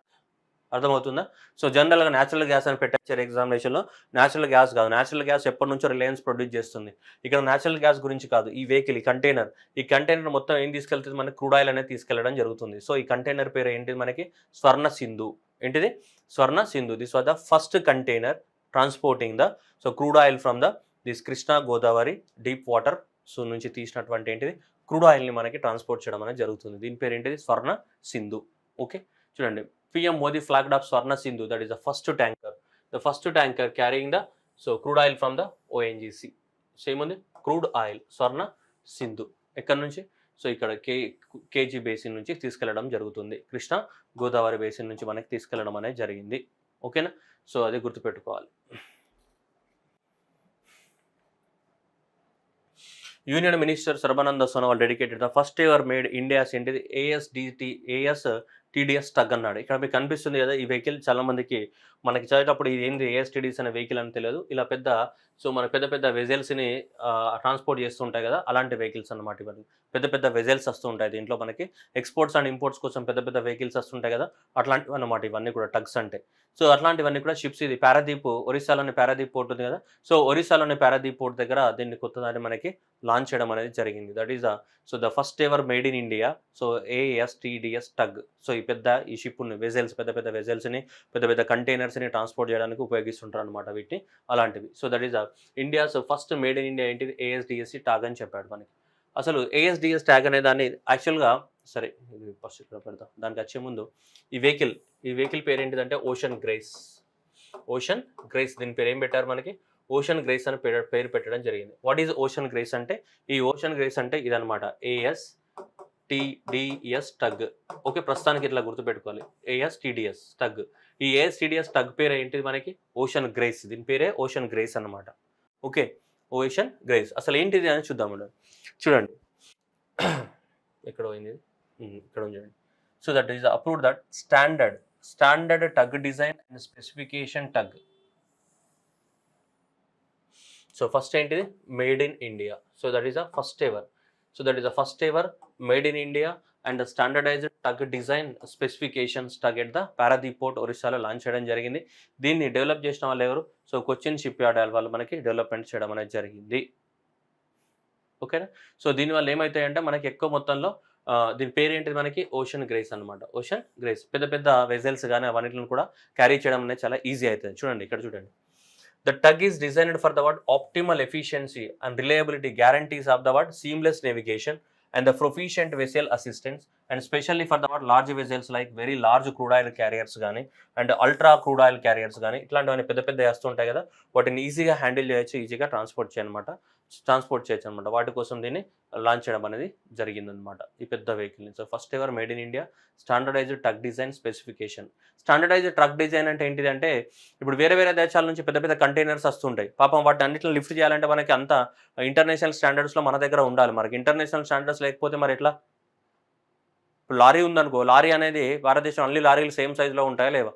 ఇట్లా కూడా షిప్స్ కూడా ఏముండాలి? సేమ్ సైజులో ఉండాలి. అప్పుడే మనకి ఆ కంటైనర్స్ అవన్నీ ఏం చేయొచ్చు, చాలా ఈజీగా యూజ్ చేయడానికి అవకాశం ఉంటుంది. ఇక్కడ యూజ్ చేయడానికి అవకాశం ఉండదు. అందువల్ల దానికి కూడా ఏముండాలి? స్పెషలైజ్డ్ ఏంటిది? స్టాండర్డైజ్డ్ డిజైన్ స్పెసిఫికేషన్స్ ఉండాలి. Next SIDBI small industrial development bank of India head quarter ఎక్కడ ఉంటుంది? లక్నోలో ఉంటుంది. ఈ సిడ్బీ అనేది మొట్టమొదటిసారిగా మనకి గ్రీన్ బాండ్స్ని లాంచ్ చేసింది ఒక ప్రాజెక్టు కోసం. ఆ ప్రాజెక్ట్ పేరు ఏంటిది? అవానా సస్టైనబిలిటీ ఫండ్ అనేది. సో $120 మిలియన్ తోటి మనకి సిడ్బీ అనేది అప్రూవ్ చేయడం జరిగింది. సో అవానా సస్టైనబిలిటీ ఫండ్ పేరుతోటి మనకు గ్రీన్ ప్లాంట్ని లాంచ్ చేయడం అనేది జరిగింది. ఇది సిడ్బీ అనేది ఈ ప్రాజెక్టు కోసం. ఇది అవానా సస్టైనబిలిటీ ప్రాజెక్టు కోసం. Next Akums developed the India's hydroxy urea oral suspension for the sickle. మనుషులు తీసుకోవడానికి కోసమే ఇది హైడ్రాక్సీ ఓరల్ సస్పెన్షన్. అంటే మనకి తాగొచ్చు అనమాట, డైరెక్ట్గా తాగొచ్చు అనమాట. ఫస్ట్ ఇండిజినస్ ఎవరు, అకుమ్ డ్రగ్స్ వాళ్ళు, ఓకేనా.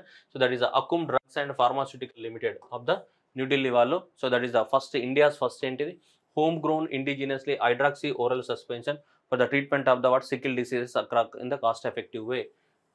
Drug and control of the administration కూడా సో మనకి దొరకడం జరిగింది సికిల్ సెల్ ఎనిమియాని నివారించడానికి కోసం. ఇది hydroxy, so hydroxy urea oral suspension దేనికి, sickle cell anaemia. Sickle cell anaemia ఏంటిది, అమైనో యాసిడ్ లోపం వల్ల. సికిల్ సెల్ ఎనిమియా అంటే ఏవైతే మనకి ఆర్బీసీ ఏ షేప్లో ఉంటాయి మనకి, ఇలా సికిల్ షేప్లో ఉంటాయి కదా, ఇలా సికిల్ షేప్లో ఉంటే సికిల్ సెల్ ఎనిమియా. ఇలా ఎందుకు ఆర్బీసీ సికిల్ షేప్లో ఉంటాయంటే అక్కడ మనకి సో దాంట్లో ప్రాబ్లం ఉంటాయి అనమాట. ఇవి అమైనో యాసిడ్స్ ప్రాబ్లం ఉంటాయి. సో ఈ అమైనో యాసిడ్స్ ప్రాబ్లం వల్లనే మనకి అక్కడ సికిల్ షేప్లోకి రావడం జరుగుతుంది అనమాట వాళ్ళకి, ఓకేనా. సో కాబట్టి సో అది మనకి ఇంపార్టెంట్. సో వాళ్ళకి ఎవరైతే సికిల్ సెల్ ఎనిమియా ఏదైతే ఉంటుందో వాళ్ళకి ఇది డ్రగ్ ఇవ్వడం వల్ల మంచి ఉపయోగపడుతుందని చెప్పేసి వీళ్ళు తయారు చేశారు. ఏది, so oral suspension hydroxy urea oral suspension ఎవరు, Akums drugs and pharmaceutical limited ఎవరైతే ఉన్నారో వీళ్ళు తయారు చేయడం అనేది జరిగింది దీన్ని. Next, ministry of the issues guideline to set up the green hydrogen hubs. Green hydrogen hubs అంటే ఒక్కొక్క దగ్గర చాలా గ్రీన్ హైడ్రోజన్ తయారు చేసి ఏంటి నంబర్ ఆఫ్ ఇన్స్టిట్యూషన్స్ ఉంటాయి. ఒక ఇన్స్టిట్యూషన్స్ కాదు, ఒక కంపెనీ కాదు, group of companies. So group of companies ఏంటిది, green hydrogen hubs in India. ఏంటిది, green hydrogen hubs in India. ఎవరు, ministry of the new renewable energy వాళ్ళే దీనికి అప్రూవల్ ఇవ్వడం జరిగిందనమాట. So under the national green hydrogen మిషన్లో భాగంగానే మనకి ఏంటి గ్రీన్ హైడ్రోజన్ హబ్స్ని పెట్టాలని చెప్తున్నారు. సో ఈ గ్రీన్ హైడ్రోజన్ని పెట్టడానికి కోసం మనకి సో 200 crores అనేది ఇవ్వడం జరిగింది. సో ఒక్కొక్క దానికి మనకి 100 crores ఇస్తారు. అలా రెండు మనకి ఈ సంవత్సరంలో అట్లీస్ట్ సో మనకి 2 ఈ గ్రీన్ హైడ్రోజన్ హబ్స్ అన్న పెట్టాలని అంటున్నాం. అంటే గ్రీన్ హైడ్రోజన్ హబ్స్ అంటే ఏంటిది, అక్కడ హైడ్రోజన్ని ప్రొడక్షన్ చేయాలి. ఇలా గ్రీన్ హైడ్రోజన్ ఏం చేయాలి, ప్రొడక్షన్ చేయాలి. గ్రీన్ హైడ్రోజన్ ప్రొడక్షన్ ఎట్లా చేస్తాం, ఇంతకుముందు చెప్తాయి ఏంటిది, వాటర్ని ఎలక్ట్రోలైసిస్ చేస్తే ఏమవుతుంది మనకి, సో 2H2+ ఏంటిది మనకు ఆక్సిజన్ అనేది రిలీజ్ అవుతూ ఉంటుందా లేదా. సో ఈ ఎలక్ట్రోలైసిస్ చేయాలి. ఈ ఎలక్ట్రోలైసిస్ చేయడానికి కోసం ఏం చేయాలి, మనం సోలార్ పవర్ని వాడాలి. అలా సోలార్ పవర్ ద్వారా ఎలక్ట్రోలైసిస్ చేసి ప్రొడ్యూస్ చేసిన హైడ్రోజన్ ఏమంటాం మనం, గ్రీన్ హైడ్రోజన్ అని చెప్తుంటాం. ఏమంటాం, గ్రీన్ హైడ్రోజన్. చూడండి, 200 crores will be allocated for the establishment of the what hydrogen. At least 2 green hydrogen hubs పెట్టాలి. ఒక్కొక్క దానికి ఎంత ఇస్తాం, 100 crores ఇస్తామని చెప్తుంది మనకి. సో ఆ ప్లేస్లో కాదు 50-60 చిన్న కంపెనీస్ పెడతారనమాట. ఆ కంపెనీస్ అన్ని కూడా ఏం చేయాలి మనకి, సో గ్రీన్ హైడ్రోజన్ తయారు చేయాలి. అట్లీస్ట్ ఎంత, so 1 lakh million tons per annum అనేది తయారు చేయాల్సి ఉంటుంది. అంటే అక్కడ ఉన్నటువంటి హబ్ కదా, హబ్ అంటే ఆ కంపెనీస్ అన్ని కలిపి. అట్లా భారతదేశంలో 2 గ్రీన్ హైడ్రోజన్ హబ్స్ పెట్టాలని చెప్పేసి గవర్నమెంట్ సంకల్పించింది. ఏ ఇయర్కి 2025 అండ్ 26కి. ఎంత ఒక్కొక్క దానికి ఎంత ఇస్తారు, 100 crores. అట్లాంటి ఎన్ని హబ్స్ పెట్టాలి, 2 హబ్స్ పెట్టాలి. ఎంత ప్రొడక్షన్ చేయాలి, సో 1 lakh million tons ఆయన ప్రొడక్షన్ చేసే కెపాసిటీ తోటి మన గవర్నమెంట్ పెట్టడానికి కోసం మనకి ఇచ్చింది. మనకి ministry of the new renewable energy ఎవరైతే ఉన్నారో వాళ్ళే ఏంటి ఈ ప్రోగ్రామ్ని ఇంప్లిమెంట్ చేసే ఏజెన్సీ అన్నమాట. మనకి వాళ్ళ ఫండింగ్ ఏ విధంగా ఇస్తారంటే ఇలా 20% on the date of the issue and 70% based on the what mile stone achieved and 10% on the what completion of the project basis పైన వాళ్ళకి ఫండ్స్ ఏముంటాయి అలొకేషన్ అనేది చేయడం అనేది జరుగుతూ ఉంటుంది. Next, SIPRI, Stockholm international peace research institute, స్వీడన్లో ఉంటుంది. వీళ్ళు ఎప్పుడు కూడా ఏం చేస్తారంటే ఎక్కువ మొత్తంలో ప్రపంచంలో ఆర్మ్స్ పైన రీసెర్చ్ చేసేది వీళ్ళే. ఆర్మ్స్, ఏ దేశం ఆర్మ్స్ యొక్క ప్రొడక్షన్ ఎక్కువగా చేస్తుంది, ఏ దేశం ఆర్మ్స్ని ఎక్కువగా ఎక్స్పోర్ట్ చేస్తుంది, ఏ దేశం ఎక్కువ మొత్తంలో ఆర్మ్స్ని ఇంపోర్ట్ చేస్తుంది, ఏ దేశం ఆర్మ్స్ పైన ఎక్కువ మొత్తంలో మనీని స్పెండ్ చేస్తుంది, ఇవన్నీ ఉంటాయి కదా. సో ఇవన్నిట్ల పైన ఎక్కువ మొత్తంలో రీసెర్చ్ చేసే పీనియర్ ఆర్గనైజేషన్ ఇదే. ప్రపంచంలో మొత్తం ఆర్మ్స్కి సంబంధించినటువంటి రిపోర్ట్ అంతా వీళ్ళ దగ్గరనే ఉంటుంది. ప్రతి సంవత్సరం ఇస్తూ ఉంటారు వీళ్ళు. సో ఈ సంవత్సరం కూడా ఇచ్చారు. ఏంటిది, trends in the international arm transfer 2000 పేరుతోటి రిపోర్ట్ పబ్లిష్ చేయడం జరిగింది. సిప్రి ఎప్పటి నుంచి ఉన్న డాటా తీసుకుంది, 2019 నుంచి 2023 వరకు ఉన్న డాటానే తీసుకుంది. అంతకుముందు ఏ డాటా ఉంది, 2014 నుంచి మనకి 18, 4 సంవత్సరాలు. ఇప్పుడు ఈ 4 సంవత్సరాలు మొత్తం డాటాను తీసుకొని మనకి సో ఒక రిపోర్ట్ అనేది పబ్లిష్ చేయడం అనేది జరిగింది. సో ఏ పేరుతోటి, trends in the international arm transfers పేరుతోటి ఎవరు, సిప్రి ఎవ్రీ ఇయర్ పబ్లిష్ చేస్తూ ఉంటాయి జనరల్గా. రైట్, ఇట్లా తీసుకుంటే ప్రపంచంలో ఎక్కువ మొత్తంలో ఇంపోర్ట్ చేసుకునే దేశాలలో ఆర్మ్స్ని ఇంపోర్ట్ చేసుకునే దేశాలు ఇవి. So number 1 India. ప్రపంచంలోనే 9%, 10%, 9.8, 10% ఆఫ్ ద ఆర్మ్స్ మనమే ఇంపోర్ట్ చేసుకుంటున్నాం. Followed by the Saudi Arabia, followed by the what Qatar and the Ukraine. And Ukraine కూడా యుద్ధం స్టార్ట్ అయిన తర్వాత 4వ ప్లేస్కి రావడం జరిగింది. సో కాబట్టి సో ఇవి మనకి సో ఇవి అనేటివి మనకి సో ఇండియా కానీ, సౌదీ అరేబియా కానీ, ఓకేనా. నెక్స్ట్ ఏంటి, సో ఖతార్ కానీ, ఇది ఉంది మనకి ఇసాక్. మనం గుర్తుపెట్టుకోవాల్సింది ఏంటిది ఇసాక్. సో లార్జెస్ట్ ఇంపోర్టర్స్ ఏంది ప్రపంచంలో, సో మనకి లార్జెస్ట్ ఇంపోర్టర్స్ ఆఫ్ ద ఏంటిది ఇసాక్ ఆర్మ్స్. ఓకేనా. సో ఎక్కువ మొత్తంలో మనకి ఇంపోర్ట్ చేసుకునేది ఏంటిది, మనము 10% ఆఫ్ ద ఆర్మ్స్ ఇంపోర్ట్ చేసుకుంటున్నాం ప్రపంచంలో. కానీ మనం ఇంపోర్ట్ చేసుకున్న ఆర్మ్స్ ఏ దేశం నుంచి, రష్యా నుంచి 36%, అండ్ ఫ్రాన్స్ నుంచి 33%, అండ్ నెక్స్ట్ వచ్చేసి అమెరికా నుంచి 13% ఆర్మ్స్ మాత్రమే ఇంపోర్ట్ చేసుకున్నాం మనం. మనం ఏ దేశం నుంచి ఎక్కువ మొత్తంలో ఇంపోర్ట్ చేసుకుంటాం, మనకి ఎక్కువ మొత్తంలో అమ్మే వాళ్ళు ఎవరు, రష్యా అనేది టాప్, అండ్ ఫాలో బై ఏంటిది France, and followed by the what USA. ఇవి మనకి టాప్ అన్నమాట మనకి. సో కాబట్టి ఇండియా అనేది ప్రపంచంలో ఒకటో ప్లేస్లో ఉంది. మనం ఎవరి నుంచి ఎక్కువ కొంటున్నాం, రష్యా నుంచి, ఫ్రాన్స్ నుంచి. సౌదీ అరేబియా తీసుకుంటే వాళ్ళు యూఎస్ఏ నుంచి కొనుక్కుంటున్నారు ఎక్కువ మొత్తంలో 75%. మనం ఎవరి నుంచి కొంటున్నాం, Russia is the largest trading partner అని చెప్పొచ్చు డిఫెన్స్ ఫీల్డ్లో మనకి. ఓకేనా. ఇవేంటి ఇంపోర్టర్స్. మరి ఏ దేశాలు ఎక్స్పోర్ట్ చేస్తున్న ఎక్కువ మొత్తంలో అని తీసుకుంటే, ఏ దేశాలు లార్జెస్ట్ ఎక్స్పోర్టర్ చూడండి అమెరికా. ప్రపంచంలో ఆర్మ్స్ ఎక్స్పోర్ట్ చేసే దేశాలలో అమెరికా 42% షేరు, ఫ్రాన్స్ అనేది ఇది, అండ్ రష్యా అనేది 3వ ప్లేస్లో ఉంది. ఇదంతా కూడా మనకి ఏంటిది, సో చైనా అనేది 4th ప్లేస్లో ఉంది. టాప్ ఎక్స్పోర్టర్స్ అనమాట వీళ్ళు. USA, France, Russia and China. ఏ దేశానికి అమెరికా ఎక్కువ మొత్తంలో ఎక్స్పోర్ట్ చేస్తుంది, సౌదీ అరేబియా. ఫ్రాన్స్ ఏ దేశానికి, ఇండియాకి ఎక్కువ మొత్తంలో ఎక్స్పోర్ట్ చేస్తుంది ఫ్రాన్స్ అనేది. ఓకేనా. Top exports. రష్యా కూడా ఏంటిది, ఇండియాకి ఎక్కువ మొత్తంలో మనకి ఎక్స్పోర్ట్ చేయడం అనేది జరుగుతుంది మనకి. సో మనకి ట్రేడింగ్ పార్ట్నర్స్ ఇంపార్టెంట్ ఎవరు, సో ఇది మనకి మిగతా అవసరం లేదు, జస్ట్ మీకు ఐడియా కోసం మనకి. ఓకేనా. కాకపోతే మీరు గుర్తుపెట్టుకోవాల్సింది ఇవి top importers and top exporters. ఓకేనా. ఇవి టాప్ ఎక్స్పోర్టర్స్, సో ఇవి టాప్ ఇంపోర్టర్స్. నెక్స్ట్ మీరు గుర్తుపెట్టుకోవాల్సింది ఇండియా ఏ దేశాల నుంచి ఇంపోర్ట్ చేసుకుంటుందంటే ఈ దేశాల నుంచి. ఇది ఇంపార్టెంట్. ఇండియా ఏ దేశాల నుంచి, ఈ దేశాల నుంచి మనకి ఇంపోర్ట్ చేసుకుంటుంది. ఇండియా ఇంపోర్ట్స్ అనేవి పెరిగినాయి. సో 2014 to 18 డాటాని, అండ్ నెక్స్ట్ ఇప్పుడు 2019 and 23 ఉంది కదా, ఈ డాటాని కనుక రెండిట్లను కూడా కంపేర్ చేస్తే మనకి ఎంత 4.7% ఏమైనా మనకి పెరగడం జరిగింది. 4.7% పెరగడం జరిగింది మనకి. ఓకేనా. నెక్స్ట్ యుఎస్ ఛాంబర్స్ మనకి international intellectual property rights index అనేది ఇవ్వడం జరిగింది. So United chambers of the commerce ఇవ్వడం జరిగింది వీళ్ళు ఇండెక్స్ అనేది మనకి. ఏది ఇంటెలెక్చువల్ ప్రాపర్టీ రైట్స్కి సంబంధించి ఇండియా అనేది 42వ ర్యాంక్లో ఉంది. ఇండియా అనేది ఎంత 42వ ర్యాంక్లో ఉంది. అంతకుముందు అనేది మనకి 43 ర్యాంక్లో ఉంటే ఇప్పుడు ఎంతకు వచ్చింది మనకి 42nd ర్యాంక్లోకి రావడం అనేది జరిగింది. మరి ఇంటెలెక్చువల్ ప్రాపర్టీ రైట్స్లో ఎవరు టాప్లో ఉంటారంటే ఇప్పుడు వీళ్ళే ఉంటారు. ఎవరు, USA, then followed by the what UK, then followed by the what France, Germany, Sweden. So వీళ్ళే ఇంటెలెక్చువల్ ప్రాపర్టీ రైట్స్లో టాప్లో ఉన్నారు. ఇంటెలెక్చువల్ ప్రాపర్టీ రైట్స్ ఇండెక్స్కి సంబంధించి వీళ్ళు యూఎస్ఏ, యూకే వీళ్ళు ఉన్నారు మనకి. ఓకేనా. సో గుర్తుపెట్టుకోవాలి, ఇది కూడా ఏది ఇంటర్నేషనల్ ఇంటెలెక్చువల్ ప్రాపర్టీ ఇండెక్స్కి సంబంధించి. Next energy efficiency index. Energy efficiency index అనేది మనకి ఈ bureau of energy efficiency in association with the what alliance of the what energy efficient అనే ఆర్గనైజేషన్, వీళ్ళిద్దరు కలిసి దీన్ని తయారు చేస్తారు. ఇది 5th ఎడిషన్ అనమాట, తయారు చేయడం జరిగింది. 7 ఫ్యాక్టర్స్ని తీసుకుంటారు. 7 ఫ్యాక్టర్స్ని తీసుకోవడం జరుగుతుంది. ఒకటి బిల్డింగ్స్ కానీ, రెండవది ఇండస్ట్రీ, మూడవది మున్సిపల్ సర్వీసెస్, నాలుగవది ట్రాన్స్పోర్ట్, ఐదవది అగ్రికల్చర్, ఐదవది ఎలక్ట్రిసిటీ, ఆరవది డిస్కమ్ కంపెనీస్, 7వది వచ్చేసి క్రాస్ సెక్టార్ ఇనిషియేటివ్స్. ఈ 7 ఫ్యాక్టర్స్ మీద ఆ రాష్ట్రంలో ఎనర్జీ ఎఫిషియన్సీ ఉందా లేదా అనేది డిటర్మైన్ చేస్తారు. 7 ఫ్యాక్టర్స్. ఈ 7 ఫ్యాక్టర్స్ మీద ఎనర్జీ ఎఫిషియన్సీ ఉందా లేదా అని డిసైడ్ చేసి ర్యాంకింగ్స్ ఇస్తారు. దాంట్లో తీసుకుంటే మనకి చూడొచ్చు ఫ్రంట్ రన్నర్ 60 కన్నా ఎక్కువ మార్కులు వస్తే ఏమైతే మనకి ఫ్రంట్ రన్నర్ అవుతుంది. అచీవర్స్, సో 50 నుంచి 60 మధ్యలో ఉంటే అచీవర్స్, 30 నుంచి 40 50 మధ్యలో ఉంటే కంటెండర్స్, అండ్ నెక్స్ట్ ఆస్పిరెంట్స్ అంటే లెస్ దాన్ 30 ఇలా ఉంటుంది మనకి. ఓకేనా. So that is front runners కానీ, అండ్ నెక్స్ట్ ఏంటిది మనకి అచీవర్స్ కానీ, సో ఇలా ఇవ్వడం జరుగుతుంది మనకి తీసుకుంటే. సో మనకి consumption group and top performing states కనుక తీసుకుంటే గ్రూప్ 1 కేటగిరీ కింద so Karnataka and Haryana top performance అని చెప్తున్నాడు మనకి. సో టాప్ అంటే హైయెస్ట్ స్కోరింగ్. అండ్ నెక్స్ట్ వచ్చేసి ఆంధ్రప్రదేశ్ అనేది గ్రూప్ 2 కేటగిరీకి ఉంది. కేరళ, తమిళనాడు, తెలంగాణ, ఆంధ్రప్రదేశ్ ఇవి గ్రూప్ 3 కేటగిరీలో. నెక్స్ట్ అస్సాం, గోవా ఈ చిన్న రాష్ట్రాలు, అండ్ నెక్స్ట్ ఇవి నార్త్ ఈస్టర్న్ రాష్ట్రాలు. ఓకేనా. సో నార్త్ ఈస్టర్న్ రాష్ట్రాలు తీసుకుంటే ఇవన్నీ కూడా దాంట్లో ఉన్నాయి మనకి. మనం ఏ కేటగిరీలో ఉంటాం, గ్రూప్ 2 కేటగిరీలో ఉంటాం. ఓకేనా. ఈ గ్రూప్ 1 అంటే పెద్ద రాష్ట్రాలు అవన్నీ కూడా. గ్రూప్ 2 కేటగిరీలో ఆంధ్రప్రదేశ్ మనకి ఇవి 2nd ప్లేస్లో ఉన్నాయి. Highest Karnataka, so that is achieved 86.5. It's the only state with active energy అంట. హైయెస్ట్ రేటింగ్ అచీవ్ చేసినటువంటిది కర్ణాటక ఎనర్జీ ఎఫిషియన్సీలో. శోభా కర్జన్ రిలీజెస్ ద కోకోనట్ వెరైటీస్. ఇది డైరెక్ట్ అడుగుతాడు. New dwarf variety of the coconut variety Kalpa Suvarna అనేది కొత్తగా వచ్చినటువంటి వెరైటీ అన్నమాట. ఇది కొబ్బరికాయ కోకోనట్ వెరైటీ అనమాట. సో దీనివల్ల మనకి కుడుక యొక్క పర్సంటేజ్ ఏమవుతుంది ఎక్కువ మొత్తంలో పెరుగుతూ ఉంటుంది వాటిని వాడితే.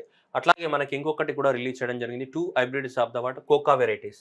ఈ cocoa variety VTL-CH1 and VTL-CH2 ఏదైతే ఉందో ఈ రెండిట్లను కూడా ఏంటిది కోకా వెరైటీస్. ఇవేంటి కోకా వెరైటీస్ అనమాట. కోకోనట్ వెరైటీస్ వేరు, కోకా వెరైటీస్ వేరు. ఓకేనా. ఈ డార్ఫ్ కోకోనట్ వెరైటీ పేరు ఏంటి స్వర్ణ కల్ప సువర్ణ.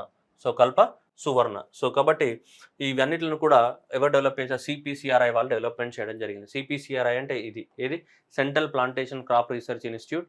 సో దక్షిణ కన్నడ, సో మనకి కర్ణాటకలో ఉంది. వీళ్ళు డెవలప్మెంట్ చేయడం అనేది జరిగింది. సో ఎక్కువ మొత్తంలో పెట్టి కోకోనట్ ఈల్డ్ కానీ కోకా ఈల్డ్ కానీ పెరుగుతుంది అంటే ఇవి న్యూ వెరైటీస్ అనమాట. సో కాబట్టి కల్ప సువర్ణ అనేది దేనికి సంబంధించింది coconut variety developed by the what so వీళ్ళు ఏది central plantation research institute. Cocoa variety కాదు coconut variety. Next national payment corporation of India. So మీ అందరికీ తెలుసు మనం ఇప్పుడు యూపీఐ వాడుతున్నాం. అందరికి యూపీఐ జరిగే ప్రతి ట్రాన్సాక్షన్ వీళ్ళ కంట్రోల్లోనే ఉంటుంది. ఎవరి కంట్రోల్లో NPCI కంట్రోల్లోనే ఉంటుంది. సో కాబట్టి వాళ్ళు ఎవరితో టైఅప్ అయ్యారట Indian institute of the Bengaluru ఎవరైతే ఉన్నారో వాళ్ళతో టైఅప్ అయ్యారు. దేనికోసం కొత్తగా ఆర్టిఫిషియల్ ఇంటెలిజెన్స్ కానీ బ్లాక్ చైన్ టెక్నాలజీని ఉపయోగించుకోవడానికి కోసం. దేంట్లో ఆన్లైన్ పేమెంట్లలో. Okay. Under this partnership NPCI and centre of excellence for the what deep technology research development will be established to foster the what innovations in the field. ఇప్పుడు UPI అనేది ఇంకా మనకి ఇంకా ఎక్కువ మొత్తంలో ఇంకా జనాలకు రీచ్ అవ్వాల్సిన అవసరం ఉంది. అందువల్ల NPCI అనేది ఇంకా IISc బెంగళూరు తోటి టైఅప్ అయింది. సో ఇంకా ఎక్కువ మొత్తంలో బెటర్ టెక్నాలజీ తీసుకురావడానికి అంటే బ్లాక్ చైన్ కానీ ఆర్టిఫిషియల్ ఇంటెలిజెన్స్ని ఇంకా వాడుకోవడానికి. Ministry of the heavy industries and Indian institute of the technology Roorkee. So Uttarakhand వాళ్ళు మనకి టైఅప్ అయ్యారు. సో దేంట్లో ఎక్కువ మొత్తంలో వీటిపైన రీసెర్చ్ చేయడానికి ఏంటిది advance automotive and electric vehicle sector ఉంది కదా దీంట్లో ఎక్కువ మొత్తంలో రీసెర్చ్ చేయడానికి వీళ్ళు టైఅప్ అవ్వడం జరిగింది. That is the IIT Roorkee వాళ్ళు. Okay. Next election commission of India Saksham అనే యాప్ను లాంచ్ చేయడం జరిగింది. సో ఇది ఎవరికైతే ఫిజికల్ డిసేబుల్డ్ పీపుల్ ఎవరైతే ఉన్నారో ఈ ఫిజికల్ డిసేబుల్డ్ పీపుల్కి కావాల్సినటువంటి సర్వీస్ని అందించడానికి కోసం. అంటే నేను పలానా పోలింగ్ బూత్కి సంబంధించింది, నేను ఇక్కడ ఈ ఏరియాలో ఉన్నా, నేను ఇక్కడ ఉన్నా. సో కాబట్టి ఇవన్నీ కూడా మనకి అలొకేట్ చేయడం అనేది జరిగింది. సో కాబట్టి Saksham. So Saksham will offer the what so customised services to the what so ఇవన్నీ కూడా. So it help the what to find the polling stations కానీ సో వాళ్ళకి ఏమైనా టెక్స్ట్ టు స్పీచ్ కానీ ఇవన్నీ కూడా పోలింగ్ స్టేషన్ ఎక్కడ ఉంది, వాళ్ళు ఎక్కడ ఓట్ వేయాలి, వాళ్ళకి ఏమైనా సర్వీసెస్ కావాలన్నా కానీ ఎవరికి ఫిజికలీ డిసేబుల్డ్ పీపుల్కి దీని ద్వారా ఏం చేయొచ్చు వాళ్ళు మనకి చేయడానికి ఉంది. So this will enable the what physically disabled people facilities like wheelchair కానీ పోలింగ్ స్టేషన్స్ కానీ వాళ్ళకి అంటే ఫిజికలీ డిసేబుల్డ్ పీపుల్కి ఏవైతే సర్వీసెస్ కావాలనో అవన్నిటికి సంబంధించి. So that is the launched the what app to facilitate the what easier voting for the what physically disabled people. 201 CNG స్టేషన్స్ని లాంచ్ చేయడం జరిగింది. అది మనకి ఇంపార్టెంట్ కాదు, this is important. So that is the India's first small scale LNG unit of the what GAIL. సో గేల్కి సంబంధించినటువంటి చిన్న స్మాల్ స్కేల్ యూనిట్ని లాంచ్ చేయడం జరిగింది. That is very important. So that is the small LNG unit was of the what so Vijayapur liquefied natural gas plant in the Vijayapur మధ్యప్రదేశ్లో launch చేయడం జరిగింది. 150 crores తోటి దీన్ని లాంచ్ చేయడం జరిగింది. The port it is isolated gas sources with what market and the consumer. చాలా చిన్న LNG plant అనమాట. జనరల్గా పెద్ద పెద్ద ప్లాంట్స్ ఉంటాయి కానీ ఇది very small LNG plant 150 crores అంటే చాలా చిన్నది. సో అలా స్మాలెస్ట్ ప్లాంట్ లాంచ్ చేయడం జరిగింది. That is India's first small scale LNG unit of the what గేల్ని లాంచ్ చేయడం అనేది జరిగింది. సో ఎక్కడ మనకి సో విజయపురి మధ్యప్రదేశ్లో లాంచ్ చేయడం జరిగింది. That is small. ఓకే. మిగతా 201 CNG స్టేషన్స్ అది పెద్ద ఇంపార్టెంట్ కాదు. Next Panama became the what 97th member to ratify the what international solar alliance. ఓకేనా. ఏమో ratify the watt solar alliance అని చెప్తున్నాడు. ఇప్పుడు మనం చూద్దాం ఇక్కడ international solar alliance. International solar alliance అనేది మనకి ప్రపంచంలో ఇక్కడ ఉన్నాయి కదా. సో మొత్తం కూడా ప్రపంచానికి సో ఈ సోలార్ ఎనర్జీ ఎంత ఉంది కదా ఈ సోలార్ ఎనర్జీ అంతా కూడా సో 24/7 hours ఇంటూ 365 daysలో ఈ సోలార్ ఎనర్జీ అనేది అందరికీ అఫోర్డబుల్ ప్రైజెస్లో రావాలి అన్న ఉద్దేశంతో మనకు 2015లో దీన్ని లాంచ్ చేశారు. ఇండియా అండ్ ఫ్రాన్స్ కలిసి స్టార్ట్ చేశాయి. ఇండియా ఫ్రాన్స్ కలిసి దీన్ని స్టార్ట్ చేయడం జరిగింది. కాన్ఫరెన్స్ ఆఫ్ పార్టీస్ 21లో ఇండియా ఫ్రాన్స్ కలిసి ఇంటర్నేషనల్ సోలార్ అలయన్స్ని లాంచ్ చేశారు. అయితే ఇప్పటి వరకు దీంట్లో 119 కంట్రీస్ అనేది సైన్ చేశాయి. ఓకే. ఇక్కడ మనం చాలా డిఫరెన్స్ ఉంది, మీరు గుర్తుపెట్టుకోవాలి. 119 కంట్రీస్ సైన్ చేశాయి. రీసెంట్గా మనకి తీసుకుంటే మనకి మాల్టా. సో మాల్టా అనేది సైన్ చేయడం జరిగింది. ఓకేనా. మాల్టా అనేది సైన్ చేశారు. కానీ ఇప్పుడు ఇక్కడేమో పనామా చెప్తున్నాం మనం. ఏంటిది పనామా. సో పనామా అనేది ఏమన్నా 97th కంట్రీ ఏమని చెప్తున్నాం, రాటిఫై అని చెప్తున్నాం. ఓకేనా, రాటిఫై అని చెప్తున్నాం. ఇక్కడ ఏమన్నాం, సైన్ అన్నాం. సైన్ చేసిన ప్రతి కంట్రీ ఆ ఆర్గనైజేషన్లో జాయిన్ అయినట్టు కాదు, మేము జాయిన్ అవ్వడానికి అంగీకారం తెలిపినట్టు, జాయిన్ అవ్వడానికి అంగీకారం తెలిపినట్టు అనమాట. ఆ తర్వాత ఏమైతాయి, వాళ్ళ దేశంలోకి వెళ్ళి వాళ్ళ గవర్నమెంట్ అనేది వాళ్ళ దేశంలో వాళ్ళ పార్లమెంటో లేదంటే వాళ్ళకి ఏదో ఉంటుంది కదా వాళ్ళ లీగల్గా, సో వాళ్ళ పార్లమెంట్ అనేది అప్రూవల్ తెలిపిన తర్వాత, సో వాళ్ళ పార్లమెంట్ కూడా ఏం చేస్తుంది, దానికి అప్రూవల్ తెలుపుతుంది. అప్పుడు వాళ్ళ పార్లమెంట్ వాళ్ళ గవర్నమెంట్ అప్రూవల్ తెలిపిన తర్వాత దాన్ని ఏమంటాం, రాటిఫికేషన్ అంటాం. అంటే రెండవసారి సైన్ చేస్తే ఏమంటాం, దాన్ని రాటిఫికేషన్ అంటాము. వాళ్ళకి ఏమైనా డౌట్స్ ఉన్నాయనుకుంటా, డౌట్స్ అని రైజ్ చేసి డౌట్స్ క్లారిఫై చేసిన తర్వాత రెండవసారి సైన్ చేస్తారనమాట. అలా రెండవసారి సైన్ చేస్తే రాటిఫికేషన్ అంటాం. ఇప్పుడు మాల్టా అనేది ఒకటేసారి సైన్ చేసింది కాబట్టి సిగ్నేటరీ అన్నాం. మాల్టా అనేది కూడా వాళ్ళ డౌట్స్ అన్ని క్లారిఫై చేసి వాళ్ళ గవర్నమెంట్ కూడా దాన్ని ఓకే అంటే అప్పుడు మాల్టా ఏమవుతుంది, రాటిఫై చేసినట్టు లెక్క. అప్పుడు మాల్టా ఏమైతే 98 అవుతుంది. అప్పుడు Malta will become the 98th country to ratify అని చెప్తున్నామా లేదా. సో అలా అన్నమాట. ఇక్కడ ఏంటిదంటే మాల్టా అనేది ఏమైంది, become the 119th country signatory to the join international solar alliance. ఇప్పుడు 2015లో లాంచ్ చేయడం జరిగింది. మనకి ప్రపంచానికి అంతా కూడా ఏంటిది, సోలార్ ఎనర్జీని అందించాలని చెప్పి సోలార్ ఎనర్జీ పైన ఎక్కువ మొత్తంలో రీసెర్చ్ చేయాలని. కానీ ఇప్పుడు పనామా ఏమైంది, 97th మెంబర్ టు రాటిఫై అంటే జాయిన్ అయిపోయింది దాంట్లో. ఇంకా అర్థమైందా, మాల్టా అనేది ఫ్యూచర్లో జాయిన్ అవుతుంది. మాల్టా ఇప్పుడు జాయిన్ అయిందంటే సిగ్నేచర్ మాత్రమే పెట్టింది, ఇంకా సిగ్నేచర్ పెట్టి అండ్ అఫీషియల్గా మెంబర్ పర్మనెంట్ మెంబర్ అవ్వాలంటే దాన్ని ఏం చేయాలి, రాటిఫై చేయాల్సి ఉంటుంది. ఓకే, ఇండస్ ఇండ్ బ్యాంక్ అనేది లాంచ్ చేసినట్ట. ఇండస్ ఇండ్ బ్యాంక్ లాంచ్ చేసిన ఇండియాస్ ఫస్ట్ ఏంటిది, కాంటాక్ట్లెస్ వేరియబుల్ ఇండస్ పేవియర్. అంటే బోత్ క్రెడిట్ కార్డు ఇవన్నీ ఏమంటాం మనం, ఇట్లా మనం స్వైప్ చేయాల్సిన అవసరం లేదు, ఇట్లా దూరంకి వెళ్ళి చూపిస్తే చాలన్నమాట. కాంటాక్ట్లెస్ అది ఆటోమేటిక్ ఏమైతే రీడర్, నియర్ ఫీల్డ్ కమ్యూనికేషన్ అంటాం దాన్ని, ఎన్ఎఫ్సి. సో అలా మనం కాంటాక్ట్ లేకుండా డైరెక్ట్ ఇలా చూపిస్తే కార్డ్ని ఆటోమేటిక్ ఏమైతే స్కాన్ అయిపోతుంది అనమాట. నియర్ ఫీల్డ్ కమ్యూనికేషన్ అంటాం. ఆ నియర్ ఫీల్డ్ కమ్యూనికేషన్ని సో యూజ్ చేసినట్టున్నారు వీళ్ళు. So that is a contactless payment wearable Indus PayWear which is India's first of all tokenizable wares of both credit card exclusively MasterCard. The device is unparalleled flexibility, convenience, security అట ఇట్లా ఏమో ఇది launch చేయడం జరిగింది అనమాట. So that is the contactless payment wearable Indus PayWear. Sorry నేను card కాదు ఇది మన చేతికి కానీ ఇక్కడ కానీ చిన్న డివైస్ లాంటిది పెట్టుకుంటే సరిపోతుంది అనమాట, దానికోసం అనమాట. సో ఇది PayWear is user to tokenise out their Indus chips. Sticker కానీ వాచ్ కానీ లేదంటే రింగ్ కానీ ఇలాంటి రూపంలో ఉంటాయి. స్టిక్కర్ కానీ వాచ్ కానీ రింగ్ కానీ ఇవి పెట్టుకుంటే ఆటోమేటిక్ ఏమైతే పేమెంట్ అనేది జరుగుతుంది అనమాట. సో ఇలా కొత్తగా మనకి వీళ్ళు తీసుకురావడం అనేది జరిగింది. ఓకే, జనరల్గా అయితే నేను ఇంతకుముందు చెప్పింది ఏంటి, కార్డ్స్ అంటే ఇందులో కూడా అదే ఉంటుంది, నియర్ ఫీల్డ్ కమ్యూనికేషనే ఉంటుంది. బట్ కార్డ్ రూపంలో కాకుండా రింగ్ రూపంలో, వాచ్ రూపంలో, ఈ రూపంలో ఇచ్చారనమాట. కాంటాక్ట్లెస్ లేకుండా డైరెక్ట్ ఇలా పెడితే స్కాన్ చేస్తుంది అన్నట్టు. అది ఇది అవసరం లేదు. ISRO and the National Remoting Satellite, that is the field divisions of the, so that is the National Sample Survey Organization, Sample Survey Office of the Ministry of the Program Implementation and National Remote Satellite Center of the what ISRO. వీళ్ళిద్దరు కలిసి మనకి so ఈ urban ఏరియాలో, భారతదేశంలో ఉన్నటువంటి urban ఏరియాస్ని మొత్తం ఏం చేయాలి, సర్వే చేయాలి. సో అర్బన్ ఏరియాస్ని సర్వే చేయడానికి కోసం మనకి ఈ భువన్ అనే శాటిలైట్ ఏదైతే ఉందో దాన్ని ఉపయోగించుకుంటున్నారు అనమాట. సర్వీసెస్ని, భువన్ సర్వీసెస్ని దేనికోసం, సో దీనికోసం urban frame. So urban frame survey సోని డిజిటల్ మోడ్లో చేయడానికి కోసం దట్కి. ఓకేనా, so that is the state of the word geo.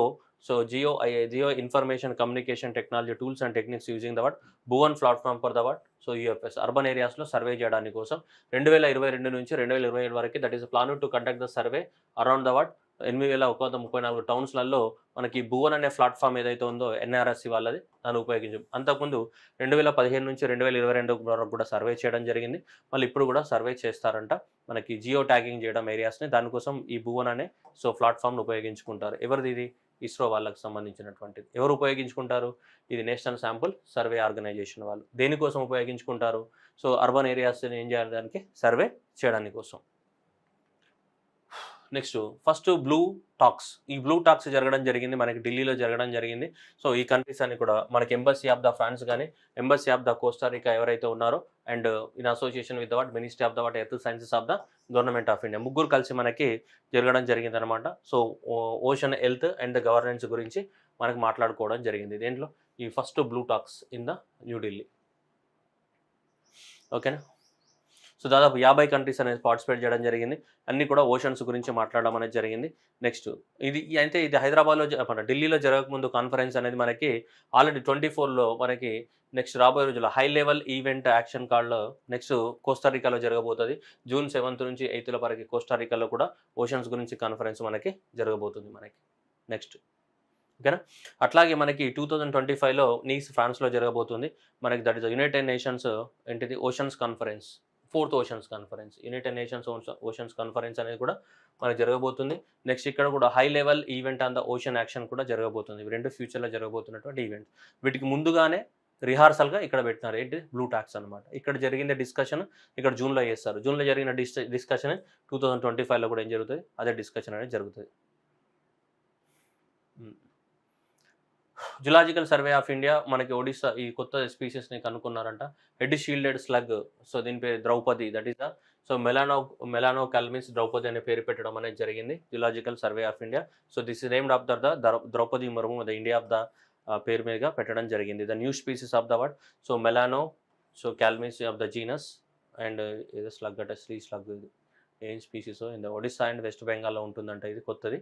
So that is the new species headed shield slug named after that president Draupadi Murmu.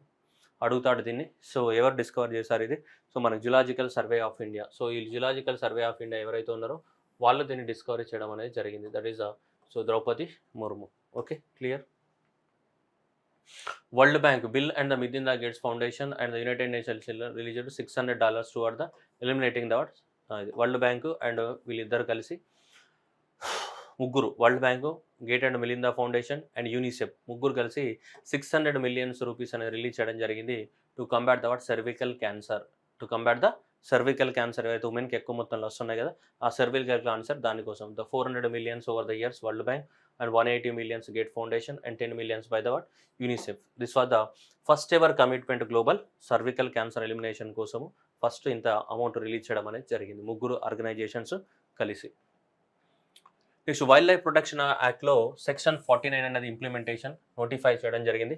Section 49 ప్రకారం ఏంటిదంటే ఏ organisation పైన కానీ సో ఆ యానిమల్ యొక్క రిజిస్ట్రేషన్ కానీ, పొసెషన్ కానీ, ట్రాన్స్ఫర్ కానీ, బర్త్ కానీ, as well as reporting death. ఏదైనా ఒక యానిమల్ నువ్వు పెంచుకుంటున్నావు అనుకో, ఆ యానిమల్ యొక్క బర్త్ కానీ, డెత్ కానీ, రిజిస్ట్రేషన్ కానీ, వేరే వాళ్ళకి అమ్మినా కానీ, కొన్నా కానీ వాటన్నిటి డీటెయిల్స్ అన్నీ కూడా మనకు సమర్పించాలి. ఇక్కడ పరివేష్ 2 అనే పోర్టల్ ఉంది కదా, ఈ పరివేష్ 2 అనే పోర్టల్లో మనకి సమర్పించాల్సి ఉంటుంది. సో అదే మనకి section 49M of the so wild life protection act 1972. India launches. So India launches the RPTR's room. So that is the revamped pharmaceutical technology upgradation scheme. ఎవరు లాంచ్ చేశారు ఇది? Department of the pharmaceuticals and under minister of the chemicals and fertilisers వాళ్ళు launch చేయడం అనేది జరిగింది. అంటే మన ఇండియాలో ఉన్నటువంటి ఈ ఫార్మాస్యూటికల్ కంపెనీస్ ఏవైతే ఉన్నాయో వాళ్ళందరూ కూడా ఏం చేయాలి, మనకి అంటే అప్గ్రేడ్ అవ్వాలి. సో గ్లోబల్ స్టాండర్డ్స్కి అప్గ్రేడ్ అవ్వాలి. అలా గ్లోబల్ స్టాండర్డ్స్కి అప్గ్రేడ్ అవ్వడానికి కోసమే ఈ స్కీమ్ లాంచ్ చేయడం జరిగింది. గవర్నమెంట్ అనేది వాళ్ళకి సపోర్ట్ ఇవ్వడం జరుగుతుంది, ఫినాన్షియల్గా సపోర్ట్ ఇవ్వడం జరుగుతుంది. సో దానికి సంబంధించిన స్కీమే ఇది. So revamped pharmaceutical technology launch చేసిన వాళ్ళు ఎవరు ministry of the chemicals and the fertilisers. వీళ్ళ కిందకే వస్తుంది ఇది డిపార్ట్మెంట్ ఆఫ్ ద ఫెర్టిలైజర్ మన pharmaceuticals. Methane sat. So methane sat అనేది మనకి మీథేన్ ఎంత రిలీజ్ అవుతుందని దాన్ని క్యాలిక్యులేట్ చేయడానికి కోసం మనకి ఇది స్పేస్ ఎక్స్ టెక్నాలజీ కార్పొరేషన్ వాళ్ళు దీన్ని లాంచ్ చేయడం జరిగింది. దీన్ని మీథేన్ శాట్ని లాంచ్ చేయడం జరిగింది. సో దేనికోసం అంటే ఈ ఆయిల్ ఫీల్డ్ నుంచి కానీ, న్యాచురల్ గ్యాస్ నుంచి కానీ, ఇక్కడ నుంచి ఇది to monitor the methane emissions from the oil and gas corporation. So 3rd March రోజు లాంచ్ చేయడం జరిగింది. సో ఎవరెవరు ఇది? సో వీళ్ళు కూడా. So that methane SAT is imaging satellite operated by the methane LIC and subsidiary of the environmental defence fund and also New Zealand space agency వీళ్ళిద్దరు కలిసి దీన్ని లాంచ్ చేయడం అనేది జరిగింది.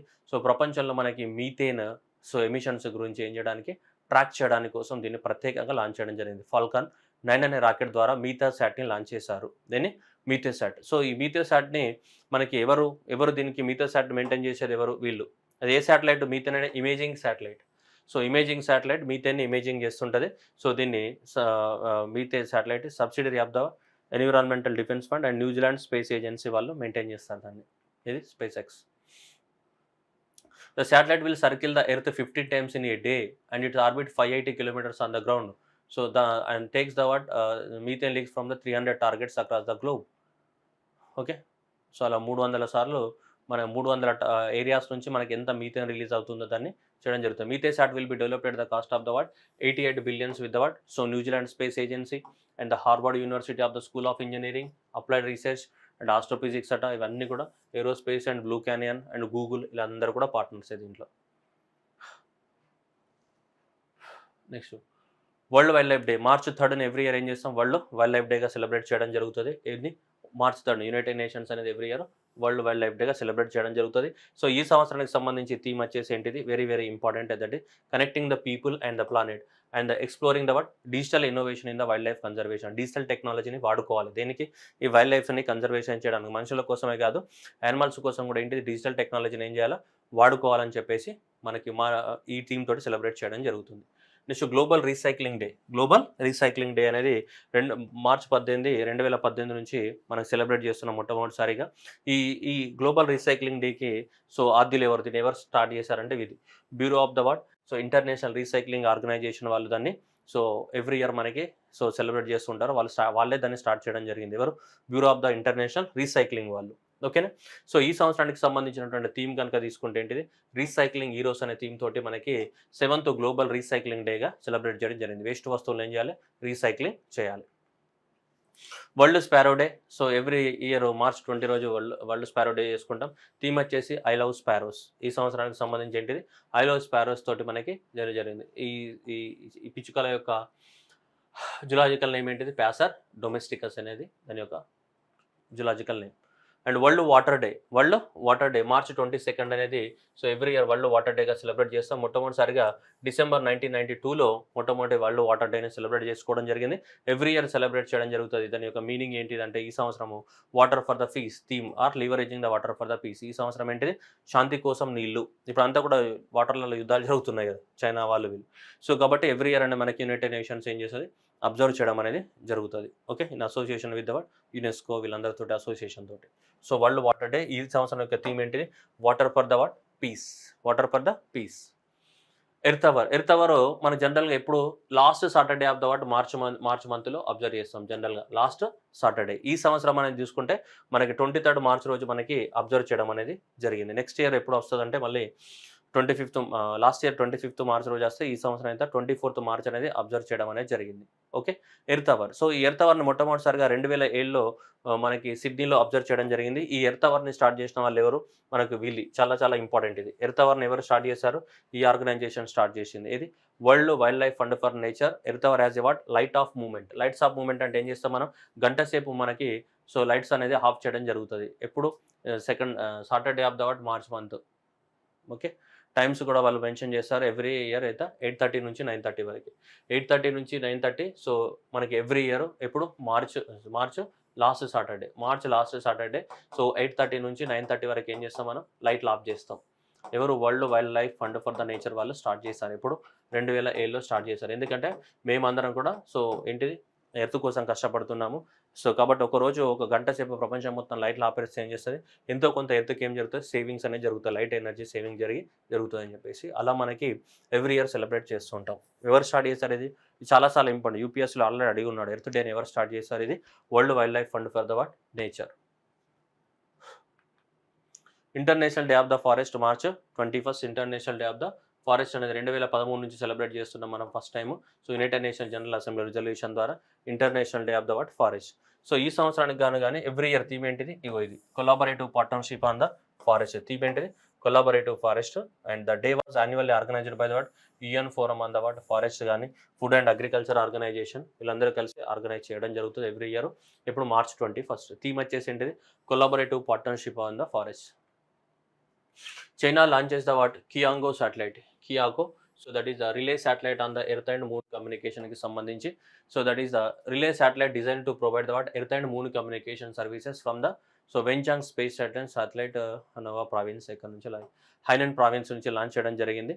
So the rocket also carried the Tiangong Tian2 miniature satellites అట. సరే మనకి ఇది వేరే దేశం శాటిలైట్ కాబట్టి అంత డీటెయిల్స్ అవసరం లేదు, బట్ ఏ దేశం అనేది గుర్తుంటే చాలు మనకి. ఏది, సో క్యాంగో చైనా. సో దేనికి సంబంధించింది ఇది, relay satellite for the earth and moon communication. Earth and moon communications కోసం మనకి శాటిలైట్ని లాంచ్ చేయడం జరిగింది, ఇంప్రూవ్ చేయడానికి కోసం. Okay, China. Next zero day of the what international waste. So March 13 every year మనకి so zero day of the international వేస్ట్గా మనకి సెలబ్రేట్ చేస్తాము. ఎవరు UNEP in association with what UN habitat ఇద్దరు కలిసి దీన్ని సెలబ్రేట్ చేయడం అనేది జరుగుతుంటుంది. ఇది సెకండ్ టైం అనమాట సెలబ్రేట్ చేయడం. సో మనకి 2022లో రిజల్యూషన్ పాస్ అయింది. 2023లో ఫస్ట్ టైం సెలబ్రేట్ చేసాం. ఇది టర్కీ అనేది దీన్ని ప్రపోజ్ చేయడం జరిగింది. ఇది international day of the zero waste. Russia launches the what Iran's Pars 1 research satellite into the what space. So Russia launch చేసింది, దాని పేరేంటిది పార్స్ 1, కానీ ఏ దేశాన్ని? ఇరాన్కి సంబంధించింది. దేనికోసం అది? So that sensing research imaging and satellite. So by using the what Soyuz 21B rocket ద్వారా launch చేయడం అనేది జరిగింది. సో మనకి ఇక్కడ కాస్మోడో లాంచ్ బేస్ రష్యా నుంచి లాంచ్ చేశారు మనకి. That it will scan the what Iran's topography and carry the what 15 metre. Iran's యొక్క టోపోగ్రఫీ అంటే ఇరాన్ యొక్క పర్వతాలు, సాయిల్స్, రివర్సు, అవన్నీ ఏమున్నాయో అవన్నీ కూడా అది చేస్తుందంట. రైట్. సో కాబట్టి జస్ట్ మనకి ఏంటిదంటే వేరే దేశాలే కాబట్టి అంత డీటెయిల్గా వెళ్ళాల్సిన అవసరం లేదు. జస్ట్ ఏ దేశంది, ఎందుకోసం, ఎవరు లాంచ్ చేశారు అంతే, మనకి ఎక్కువ మొత్తంలో అవసరం లేదు. So that is the Pars 1 launched by the what Russia. ఏ దేశానికి సంబంధించి? ఇరాన్ దేశానికి సంబంధించినటువంటి ఏంటిది? So research satellite. ఇదేంటిది? Dragon Fire. ఇది Dragon Fire. So Dragon Fire అంటే ఇక్కడ మీకు కనిపిస్తుంది చూడండి, ఇక్కడ లేజర్, ఇక్కడ లేజర్ ఉంది. సో ఈ లేజర్ ద్వారా మనకి చేస్తూ ఉన్నాం మనం. Okay, laser. ఈ డ్రాగన్ ఫ్లై ఏదైతే ఉందో, ఈ డ్రాగన్ ఫ్లై ఉంది కదా, సో ఈ లేజర్. సో ఈ లేజర్ ద్వారా డైరెక్ట్ ఏం చేస్తుంటాం మనం? అక్కడ ఉన్న వాళ్ళని ఏం చేస్తాం? చంపేస్తూ ఉంటాం కదా. సో అలా లేజర్ అనమాట ఈ డ్రాగన్ ఫైర్. ఇది యూకేకి సంబంధించినటువంటి ఏంటి? లేజర్ బేసెస్ పైన మనకి ఫైర్ చేస్తూ ఉంటుంది, శత్రువుల పైన చేస్తూ ఉంటుంది. So ministry of the defence of the United Kingdom has successfully tested the what first ever so laser director energy weapon named as what Dragon Fire at the Hebrides range located in the north coast of the what Scotland, యూకేలో మనకి. That is a laser based అనమాట ఇది. UK tests what hit and farm. 1 kilometre దూరంలో ఉన్నవాడిని fire చేయడానికి కోసం 1000 రూపాయల కన్నా తక్కువ కాస్ట్ అవుతుందట. దాని పేరు ఏంటి? Dragon Fire. So that is to neutralise the drones and the Dragon Fire offer the what cost effective alternative to the what traditional మిసైల్స్కి రైట్ లేకుండా జస్ట్ సింపుల్గా దేని ద్వారా? లేజర్ లైట్ ద్వారా. ఈ లేజర్ లైట్ ద్వారానే మనం ఏం చేయొచ్చు? శత్రువులను అంతమొందించవచ్చు అనమాట. మిజైల్స్ అంటే చాలా కాస్ట్లీతో కూడుకున్నాయి. సో దానికి సంబంధించి లేజర్ లైట్ ద్వారా కూడా ఈ టెక్నాలజీని అందుబాటులోకి తీసుకురావడం జరిగింది. దీని పేరు ఏంటి? డ్రాగన్ ఫైర్ అని పేరు పెట్టడం జరిగింది. By using the what laser light. ఏంటిది? Laser directed energy weapon. Jayantamurthy. So international astronomical unit అనేది సో మనకి ఇది ఏది ఆస్ట్రాయిడ్ 2005 AHUX96 ఏదైతే ఉందో దీనికి సో మనకి జయంతమూర్తి పేరు పెట్టడం అనేది జరిగింది. దట్ ఈస్ ప్రొఫెసర్ జయంతమూర్తి పేరు పెట్టడం జరిగింది. ఆయన మనకి నాసాలో ఎక్కువ మొత్తంలో మనకి ఆస్ట్రానమీ మీద రీసెర్చ్ చేయడం జరిగింది. సో అందుకు గాను ఆయన పేరు పెట్టడం అనేది జరిగింది. Next, SpaceX launched the what Crew 8 missions to the what. So on 3rd March, the SpaceX Falcon rocket equipped with a Dragon spacecraft, so aeronautical. So 8 members తోటి క్రూ మిషన్ ని ఇంటర్నేషనల్ స్పేస్ స్టేషన్ కి launch చేయడం జరిగింది. So వీళ్ళందరి list అనేది ఇక్కడ ఉంది మనకి, మీరు చూసుకోవచ్చు. ఎవరెవరైతే ఉన్నారో వాళ్ళందరూ కూడా ఇక్కడ ఎవరు? సో మాథ్యూ డెమాక్, మాథ్యూ బెరాట్ అండ్ వీళ్ళు. ఓకేనా? మీకు ఓపిక ఉంటుంది చదువుకోండి, లేకపోతే వదిలేయండి, పెద్ద ఇంపార్టెంట్ ఏం కాదు. Okay, so these are the what so March month current affairs, and thank you everyone and all the best.